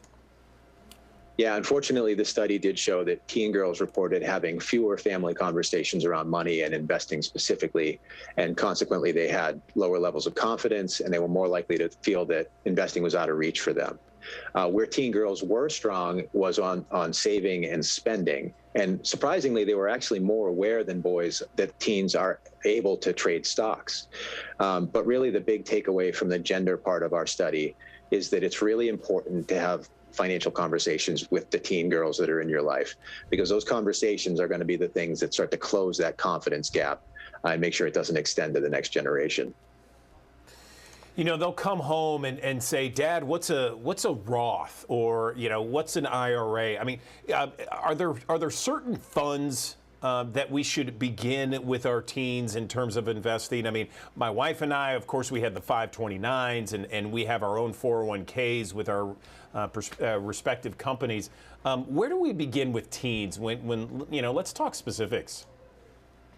Yeah, again, that's going to be really unique to the individual circumstances. So the key is to get educated. So when you're talking about a Roth IRA, it's primarily a retirement vehicle. Understanding that, what that is, and what the investment philosophy within it would be, if that's what your goal is, or, you know, a brokerage account, an investing account. It's really going to depend on the individual circumstances, but the key to all of it is getting educated and having access to a trusted advisor, whether that's a Fidelity or a parent or someone else in your life, to be able to help educate you on what the different vehicles are and what the different investment options within those are. But it's really unique to individual goals and circumstances. So a lot of people want to know more about investing, John, and where can they go to get some more investing information, just to get started and realize that, okay, they got teens at home. I want to get them involved. I want to educate them on investing. Where can they go? Yeah, the best place to get started is fidelity.com/youth. Okay, and what's there exactly? You'll find out more information about the Fidelity Youth account. You'll be able to access some of the educational materials, and you'll have links to a lot of the questions about the specific investment options that you were mentioning earlier. Okay, John Boroff, VP Youth Investing, Fidelity Investments. Thank you so much. We appreciate it, and have a great weekend. You too. Thanks. And to get some more positive news, let's bring in one of the most positive people we talk to each and every week, and that's Talisa Franklin, joining us from WAVN, the studios there. Talisa, happy Tuesday to you. How you been? Amazing. Happy Tuesday to you as well, Andrew. Life is great. Good, good. And we talked last hour with Dr. Keith Norman. He was talking about MLK Days of Service, and I understand you have some events too that's related, right? Absolutely. This weekend is always a blessing to be of service, and especially this weekend because this is Dr. King's holiday weekend, and it is a blessing to be of service. And so Leadership Memphis and Volunteer Memphis, I have the pleasure of leading event planning this event that's Care Like a King. And anybody know me, I really truly care about our community. And so they have this big MLK Health and Wellness Day that we will start on this Saturday in the Orange Mound Community Center, the Mound, Saturday between 10 and 4. Listen, it's going to be so much fun. You can get your vaccinations. We have a big food drive. So Orange Mound Community Center, we understand, and we want to be a blessing. And then inside, we have so many community partners, community organizations that's going to be offering goods and services for the well-being and the health of that Orange Mound community and afar. And then on the same day, y'all know I like to do a lot of things, go big or go home, right? On the same day, we'll actually get to Hollywood Community Center. Between the hours of 2 and 4, you can get vaccinations. You can get mammograms at both locations. You can get free diapers. You can get Of course, live entertainment, great prizes. When I tell you the prizes are great, we got big screen TVs, gift cards. There's so many great things that the community partners, and shout out to President Reggie Crenshaw and the entire team of Volunteer Memphis and Leadership Memphis that understands they really care about the community, just like King. So Care Like a King is going down in the M-Town on this weekend. Orange Mound Community Center from 10 to 12. Or you can get the Hollywood Community Center from 2 to 4. Just go to Volunteer Memphis, Leadership Memphis website, get more information. You can go to my social media pages and get more information. I'm excited. And just like you said, Dr. Keith Norman Baptist is a part of this great event. And so at Orange Mound Baptist, we'll have the mammogram bus there. And so ladies, get your tatas pressed, get your tatas checked. It's going to be great things going on. So go ahead and register today, especially if you need to get a mammogram. We need you to go ahead and pre-register. But listen, Orange Mound, come out and get food. If you're in Hollywood, you got a baby, you need some diapers. And if you haven't gotten your vaccination shot, hey, come on, sleeves up. We got to continue to get those shots in our arms so we all can stay safe together. So it's going to be a great weekend. And then on Monday, the Trend will be broadcasting live from the Civil Rights Museum. So you can come and catch a girl at the Civil Rights Museum. Myself, Jason, and Lynn, the whole team will be kind of hanging out. We'll be broadcasting live there at the Civil Rights Museum. And, Andrew, I'm super excited because my station has an opportunity to see so many other people that love our city. And now more people that may not know about us get to see us at the Civil Rights Museum. So I'm excited. It's a perfect day to do it, too. I mean, I believe the museum is free on that day. We're going to have live coverage there as well. And it's a perfect opportunity for sure. Thanks very much, as always, for your positivity, your smile, your upbeat attitude, and making Memphis a better place. We appreciate it. All right, Andrew Douglas back here in the Action News 5 digital desk. We have seen these altered photos online. Many of them are called deep fakes. They're manipulated videos and photos. All of it is eroding our ability of the trust that we're seeing online. And to combat all of this, there's a global alliance that's stepping up to provide technical solutions. I'm joined now here in the Action News 5 digital desk by Andy Parsons. He's Senior Director of Adobe's Content Authenticity Initiative. Andy, good morning. How are you? Good morning. I'm doing great. Hope you're well. Yes, doing well. Thank you very much. Let's talk about what exactly the Content Authenticity Initiative is. Sure. So the Content Authenticity Initiative was stood up by Adobe in late 2019 with our initial partners, the New York Times and Twitter. It's since grown to over 750 members spanning digital camera manufacturers, news agencies, Nikon, BBC, technology partners like Microsoft, and many others, including Human Rights Defense. And we're all aligned on this mission to basically combat disinformation and misinformation online through a combination of technologies resulting in what we call digital provenance, which is the ground truth about how media was made, how it may have been manipulated on its way to you, and who, in cases where this is sensible, who may have made it, who's taking responsibility for it. And the initiative works in three main areas. One is establishing a global standard for content provenance and trust. And second is to put these tools to work in our own suite of tools in the Creative Cloud that Adobe produces, starting with Photoshop. So this feature is live in Photoshop. And third is to mount a broad education and advocacy campaign, talking to you today as part of that, to help consumers understand what provenance is, how it can be used, when they can expect to see it in the tools that they use every day. Okay, so let me get this straight, and maybe this is a dumb question. Is this just about like deep fakes, manipulated pictures, manipulated photos, or is this the entire broad spectrum of misinformation, disinformation, like, for example, censoring COVID information that one person, one entity might deem as inaccurate? Right. So the idea with this particular approach to combating disinformation is to address images, video, audio, documents of certain types, so that you can know where it came from and who's responsible for it. Now, that doesn't necessarily apply to forums and online misinformation where consumers, are simply expressing an opinion.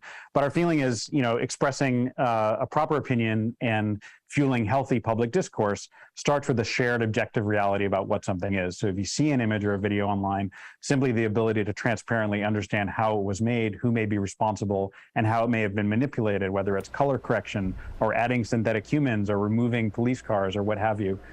Those things can all be known transparently, and to provide consumers the ability to make up their own minds about what something is and whether to trust it.